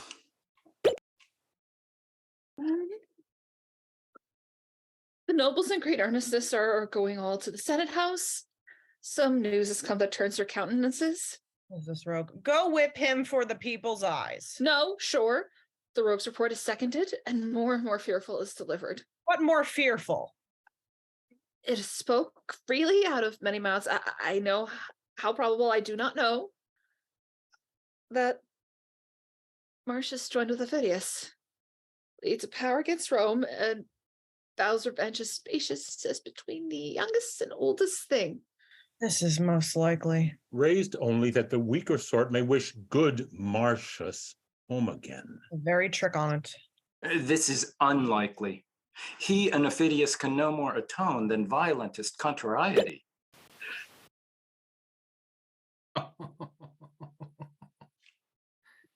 You have made good work. What news? What news? You have hoped to ravish your own daughters and to melt the city leads upon your pates, to see your wives dishonored to their noses. And pray your news?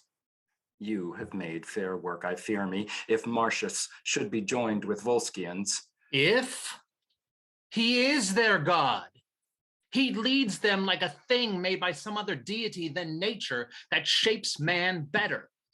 And they follow him against us brats with no less confidence than boys pursuing summer butterflies or butchers killing flies. You have made good work, you and your apron men. You that stood so up much on the voice of occupation and the breath of garlic eaters. He will shake your Rome about your ears. You have made fair work. But is this true, sir? Aye, sir. And you'll find it pale to find it other.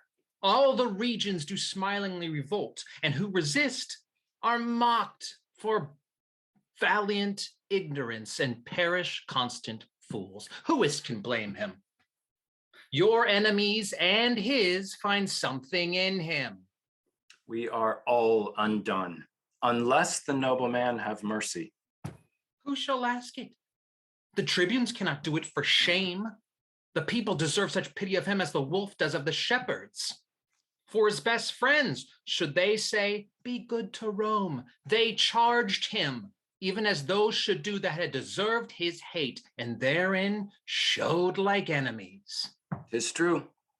If he were putting to my house the brand that should consume it, I have not the face to say, beseech you, cease. You have made fair hands, you and your crafts. You have crafted fair. You have brought a trembling upon Rome, such as was never so incapable of help. Say not we brought it. How? Was it we? We loved him, but like beasts and cowardly nobles gave way unto your clusters who did hoot him out of the city. But I fear they'll roar him in again. Tullus Aufidius, the second name of men, obeys his points as if he were his officer. Desperation is all the policy, strength, and defense that Rome can make against them. Here come the clusters, and is Aufidius with him? You are they that made the air unwholesome when you cast your stinking, greasy caps in hooting at Coriolanus's exile. Now he's coming, and not a hair upon a soldier's head which will not prove a whip.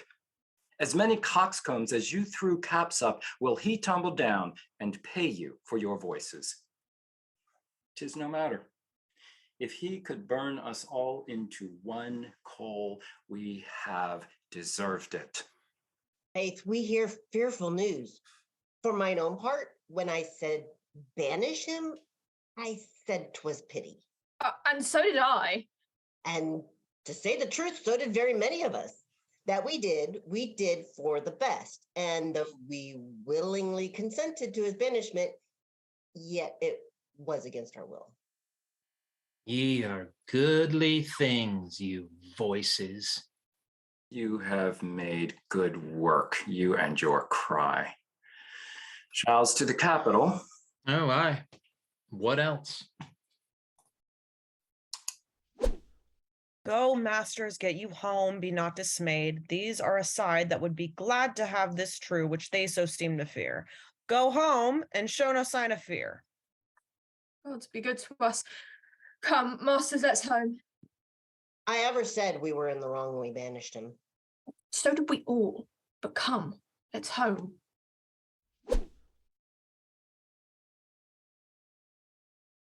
I do not like this news. Nor I. Let's to the capital. Would half my wealth would buy this for a lie. Pray, let us go.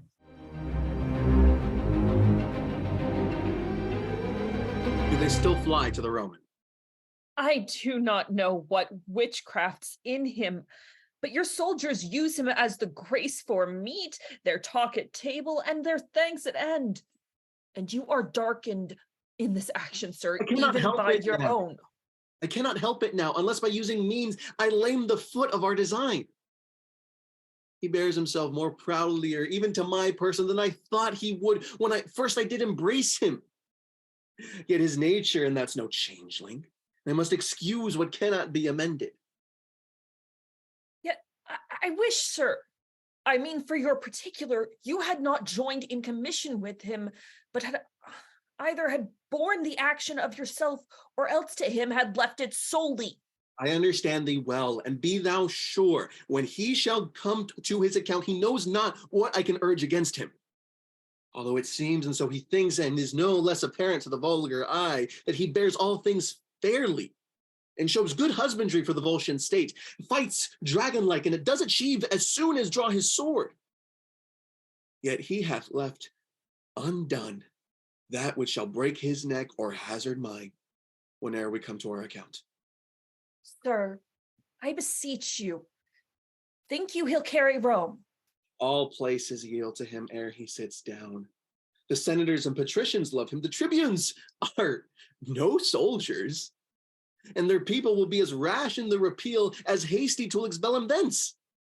I think he'll be to Rome as is the osprey to the fish, who take his by sovereignty of nature. First, he was a noble servant to them, but he could not carry his honors, even whether 'twas pride, whether defect of judgment, or whether nature commanding peace as he controlled the war, or whether spices of them all have made him feared, so hated and so banished, but he has a merit to choke it in the utterance. One fire drives out one fire, one nail, one nail. Rights by rights falter, strengths by strengths do fail. Come, let's away. When Caius, Rome is thine, thou art poorest of all, and shortly art thou mine.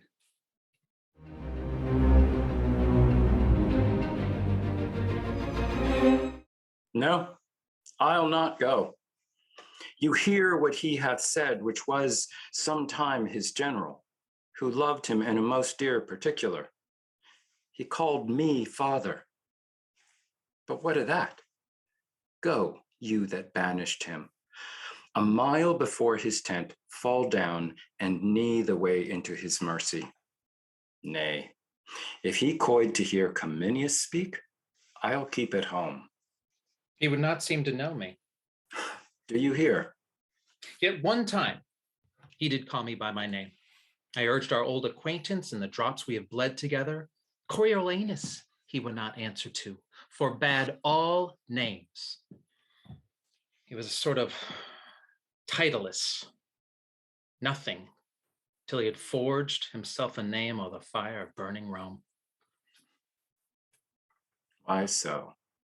You have made good work. I minded him how royal 'twas to pardon when it was less expected. He replied, it was a bare petition of a state to one whom they had punished. Very well. Could he say less? I offered to awaken his regard for his private friends.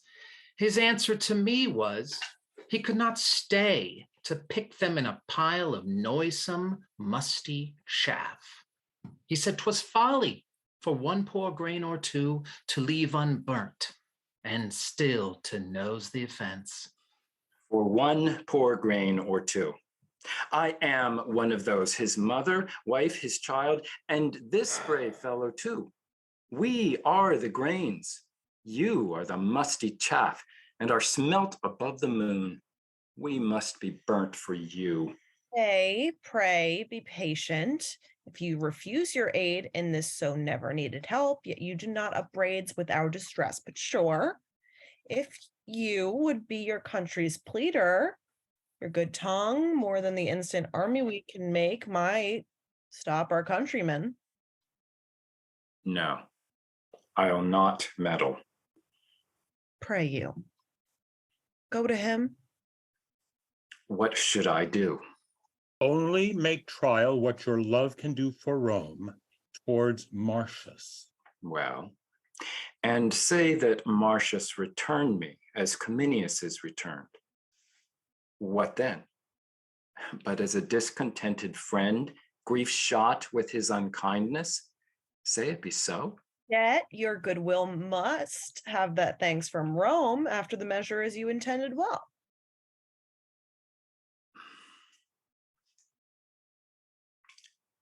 I'll undertake it.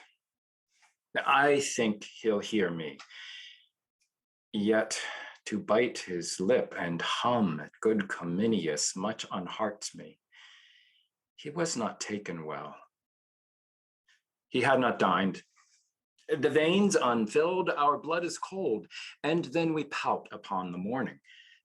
We are unapt to give or to forgive, but when we have stuffed these pipes and these conveyances of our blood with wine and feeding, we have suppler souls than in our priest-like fasts. Therefore, I'll watch him till he be dieted to my request, and then I'll set upon him. You know the very road into his kindness, and cannot lose your way. Good faith, I'll prove him, speed how it will. I shall ere long have knowledge of my success.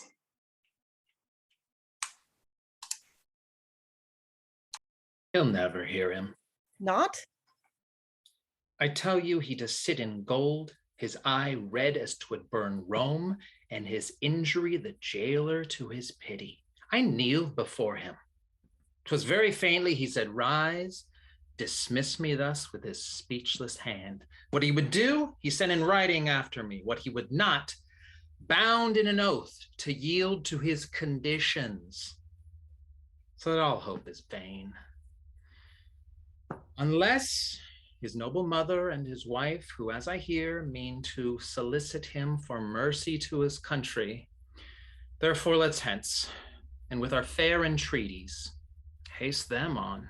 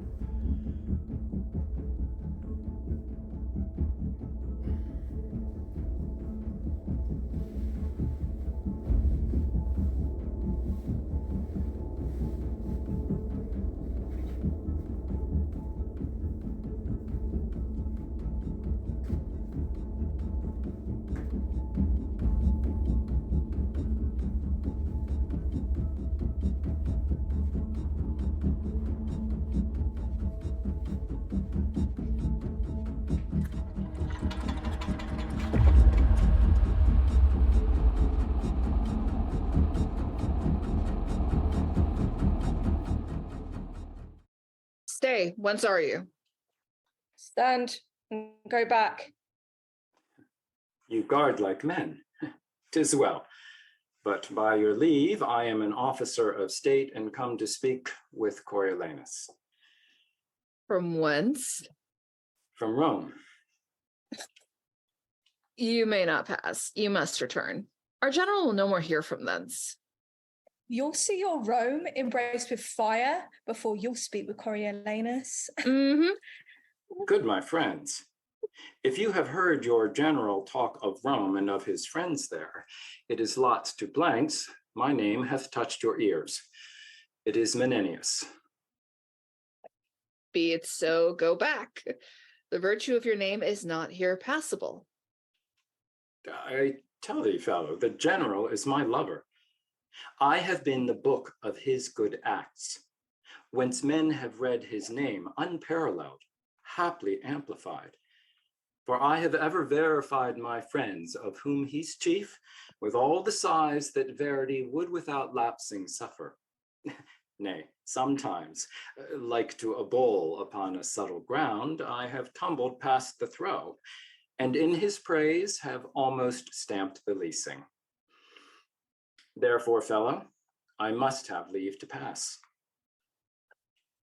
Faith, sir, if you had told as many lies in his behalf as you have uttered words in your own, you should not pass here. No, though it were as virtuous to lie as to live chastely. Therefore, go back. Prithee, fellow, remember my name is Menenius, always factionary on the party of your general. Howsoever, you have been his liar, as you say you have. I am one that, telling true, under him must say, you cannot pass. Therefore, go back. Has he dined? Canst you tell? For I would not speak with him till after dinner. You are Roman, are you? I am, as thy general is. Then you should hate Rome as he does. Can you, when you have pushed out your gates, the very defender of them, and in a violent, popular ignorance, given your enemy your shield, think to front his revenges with the easy groans of old women, the virginal palms of your daughters, or with the palsied intercession of such a decayed detente as you seem to be? Can you think to blow out the intended fire your city is ready to flame in with such weak breath as this? No, you are deceived. Therefore, back to Rome and prepare for your execution. You are condemned. Our general has sworn you out of reprieve and pardon. Sirrah, if thy captain knew I were here, he would use me with estimation. My captain knows you not. I mean thy general. My general cares not for you. Back, I say, go, lest I let forth your half pint of blood. Back. That's the utmost of your having. Back. Nay, but fellow. What's the matter? Now, you companion, I'll say an errand for you. You shall know that I am in estimation. You shall perceive that a Jack Gardent cannot office me from my son Coriolanus.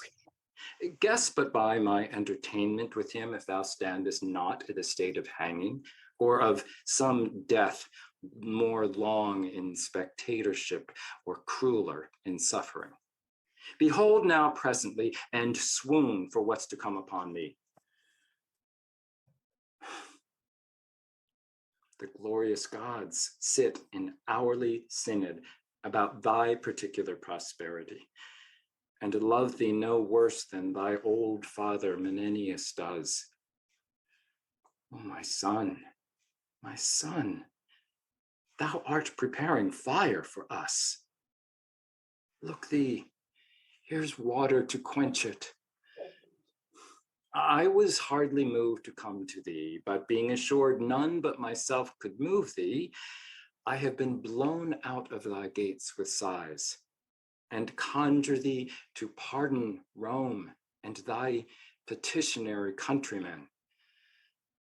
The good gods assuage thy wrath, and turn the dregs of it upon this varlet here, this who like a block hath denied my access to thee. Away. How? Away? Wife, mother, child, I know not. My affairs are servanted to others. Though I owe my revenge properly, my remission lies in Volscian breasts, that we have been familiar. Ingrate forgetfulness shall poison rather than pity. Note how much. Therefore, be gone.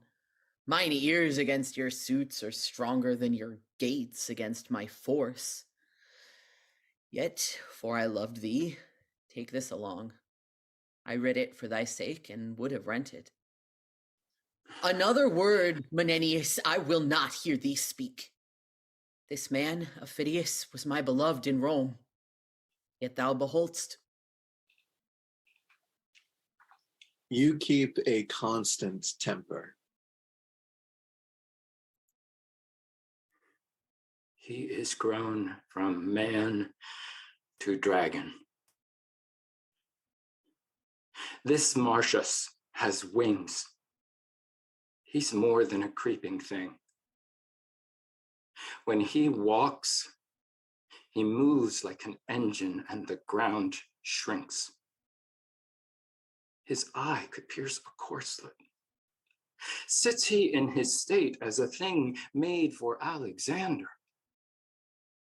What he bids be done is finishing with his bidding. He wants nothing of a god but eternity and a heaven to throne in. Now, sir, is your name Menenius? Tis a spell you see of much power. You know the way home again. Oh, do you hear how we are shunned from keeping your greatness back?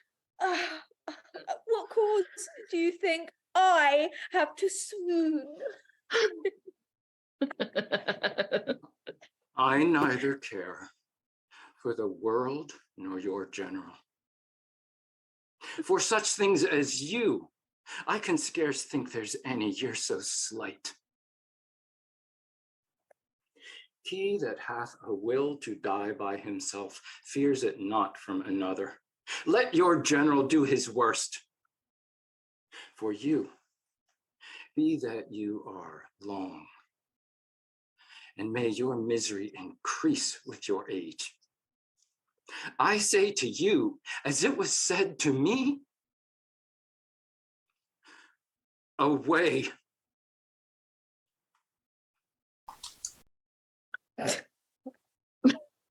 Okay. Woo! Woo-hoo.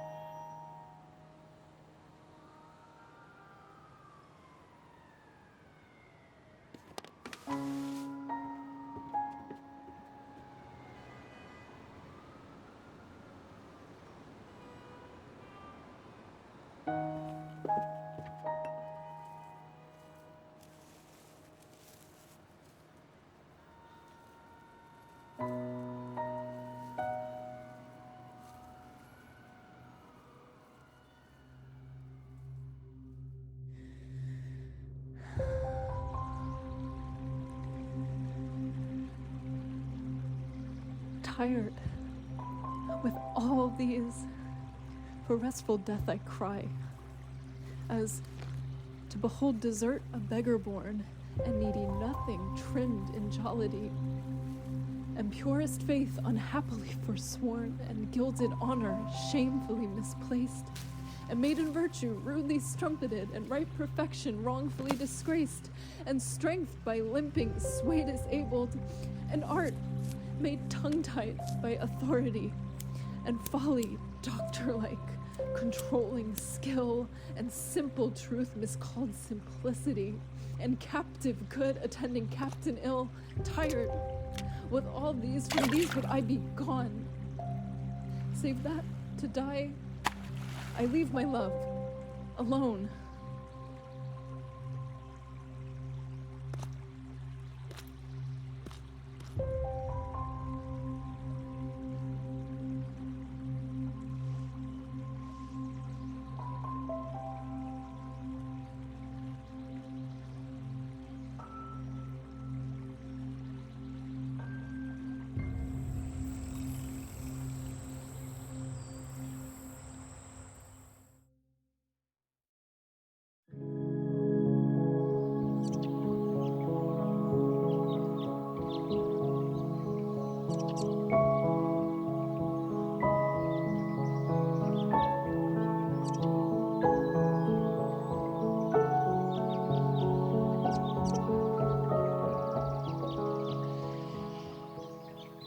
We will before the walls of Rome tomorrow set down our host. My partner in this action, you must report to the Volscian lords how plainly I have borne this business. Only their ends you have respected. Stopped your ears against the general suit of Rome. Never admitted a private whisper. No, not with such friends that thought them sure of you. This last old man, whom with a cracked heart I have sent to Rome, loved me, above the measure of a father. Nay, godded me indeed. Their latest refuge was to send him, for whose old love I have, though I showed sourly to him, once more offered the first conditions, which they did refuse and cannot now accept. To grace him only that thought he could do more. A very little I have yielded to. Fresh embassies and suits, nor from the state, nor private friends, hereafter will I lend ear to. What shout is this? Shall I be tempted to infringe my vow in the same time 'tis made? I will not.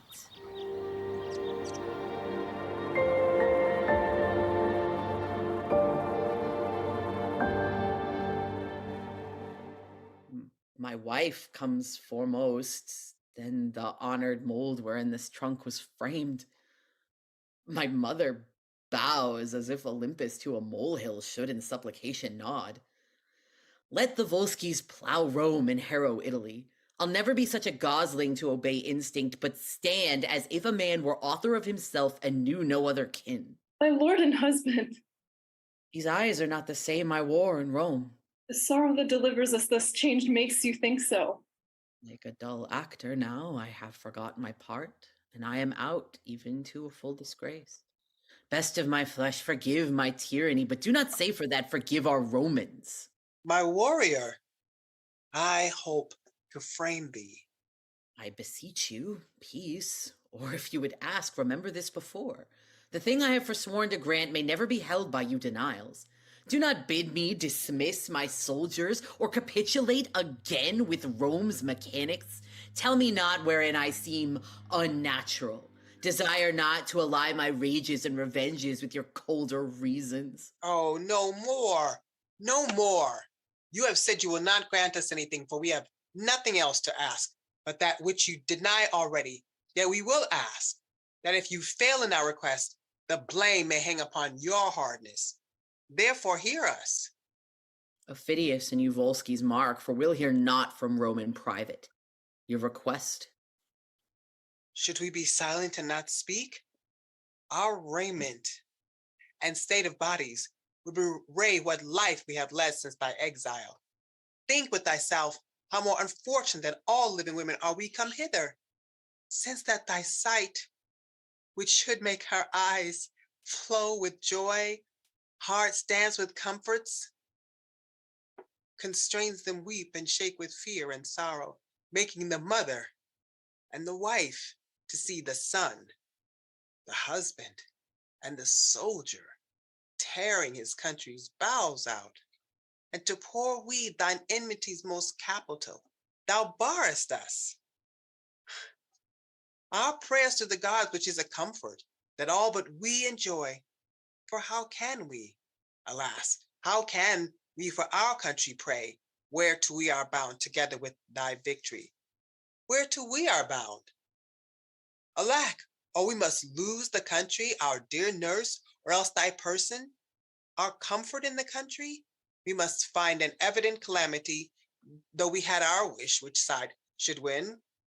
For either thou must as a foreign recreant be led with manacles through our streets, or else triumphantly tread upon thy country's ruin, and bear the palm for having bravely shed thy wife and children's blood. For myself, son, I purpose not to wait on fortune till these wars determine. If I cannot persuade thee rather to show a noble grace to both parts than to seek the end of one, thou shalt no sooner march to assault thy country than to tread. Trust to it, thou shalt not on thy mother's womb that brought thee to this world. Aye, and mine that brought you forth a son to keep your name living to time. Not of a woman's tenderness to be requires nor wife nor mother's face to see. I have sat too long.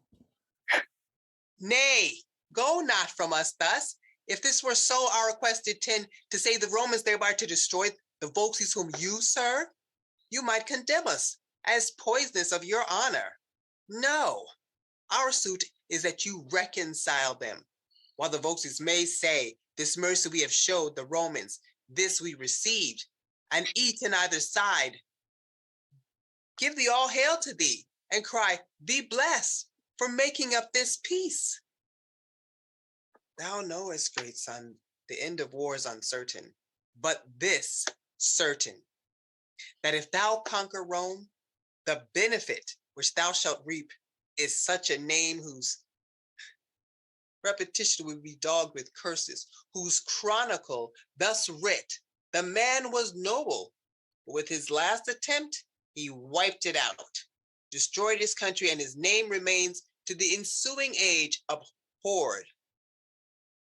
No man on earth's more bound to his mother, yet here he lets me prat like one in the stocks. Thou hast never in thy life showed thy dear mother any courtesy, when she, poor hen fond of no second brood, has clucked thee to the wars and safely home, loaden with honor. Save my request unjust, and spurn me back. But if it be not so, thou art not honest, and the gods will plague thee, that thou restrainest from me the duty which to a mother's part belongs. He turns away. Down, ladies, let us shame him with our names. To his surname, Coriolanus, longs more pride than pity to our prayers. Down, and end. This is the last. So we will home to Rome and die among our neighbors. Come, let's go. I am hushed until our city be afire, and then I'll speak a little.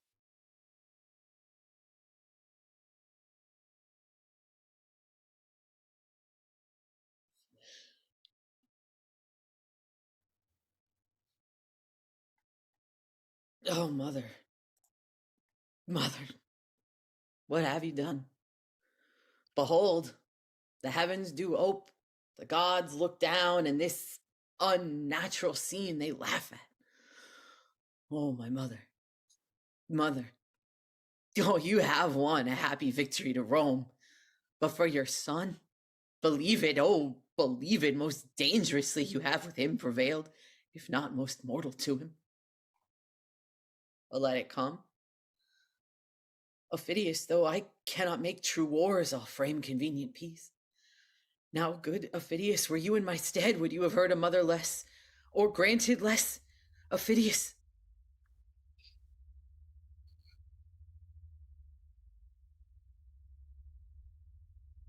I was moved withal.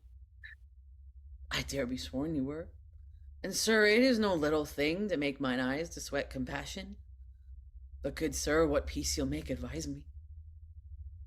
Oh, mother, wife, but we will drink together. You deserve to have a temple built you, All the swords in Italy and her Confederate arms could not have made this peace.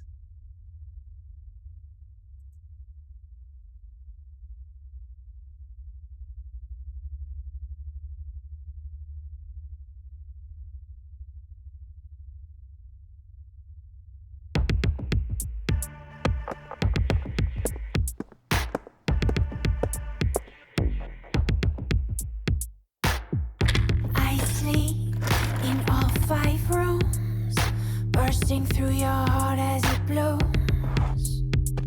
The sky is set on fire, we're gone too soon, hiding in the craters of the moon.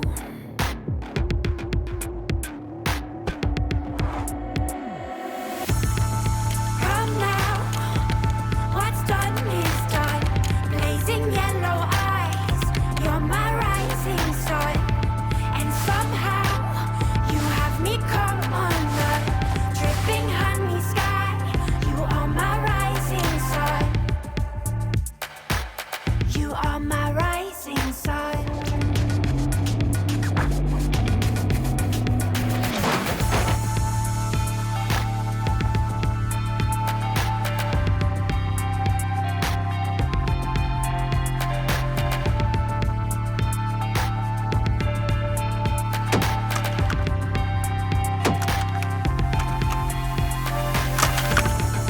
Come now, what's done is done. Blazing yellow eyes, you are my rising sun. And somehow, you have me come undone. Dripping honey sky, you are my rising sun. Come now, what's done is done. Blazing yellow eyes, you are my rising sun. And somehow, you have me come undone. Dripping honey sky, you are my rising sun.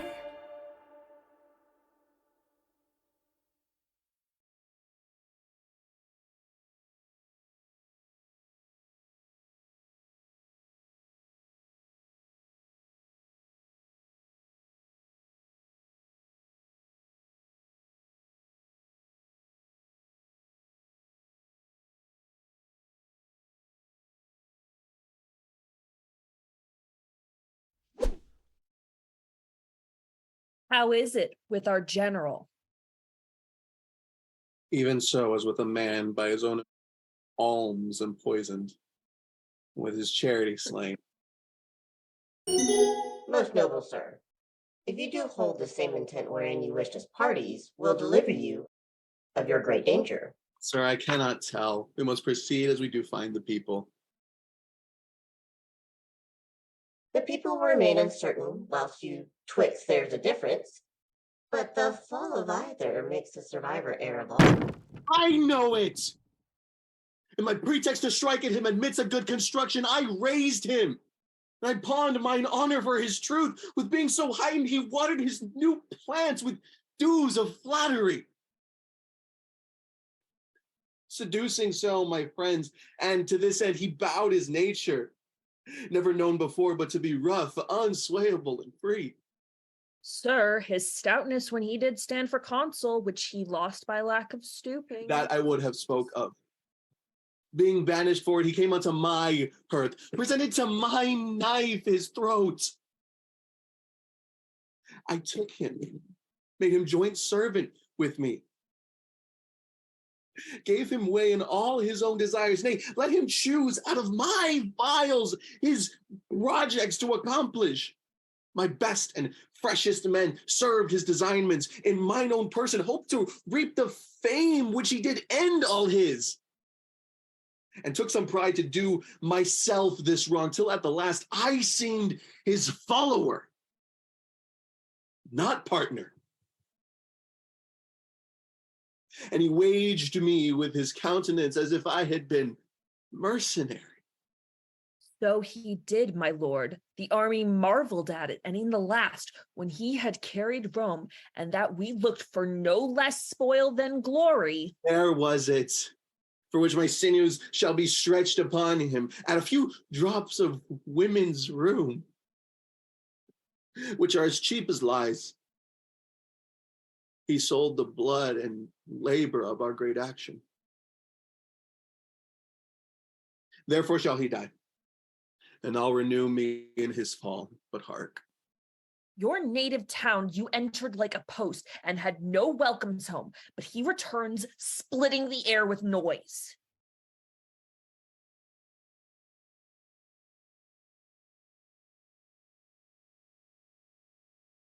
He approaches, you shall hear him.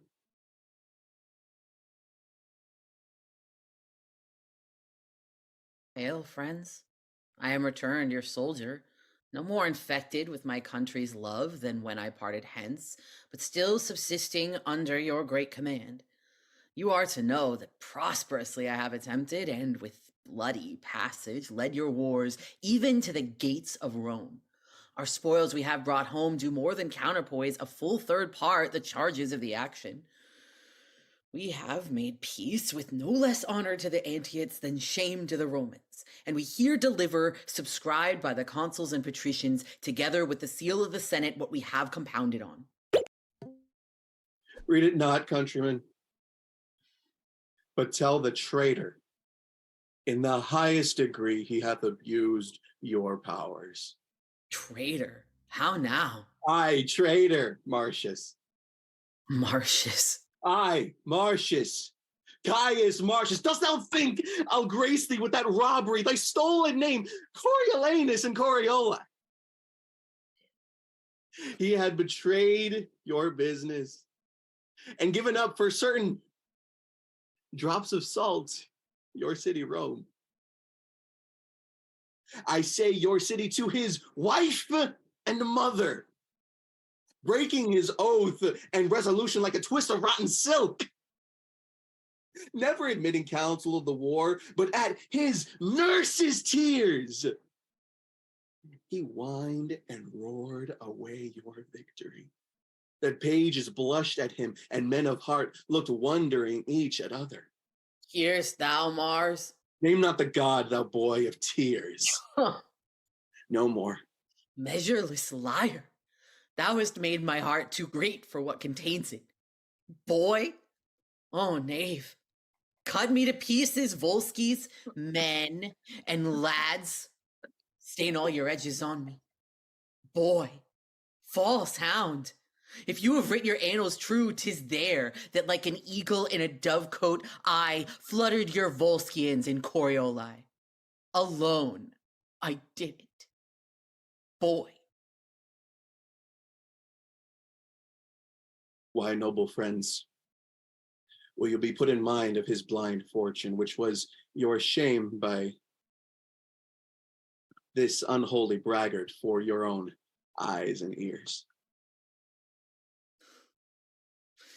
Oh, that I had him with 6 Ophidiuses or more, his tribe, to use my lawful sword.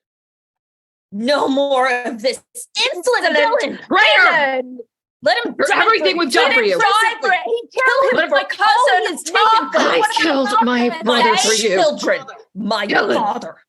Kill him. Kill him. Kill him. Kill him. Kill him. Kill him. Kill him. Kill him. Kill him. Kill him. Kill him. Kill him.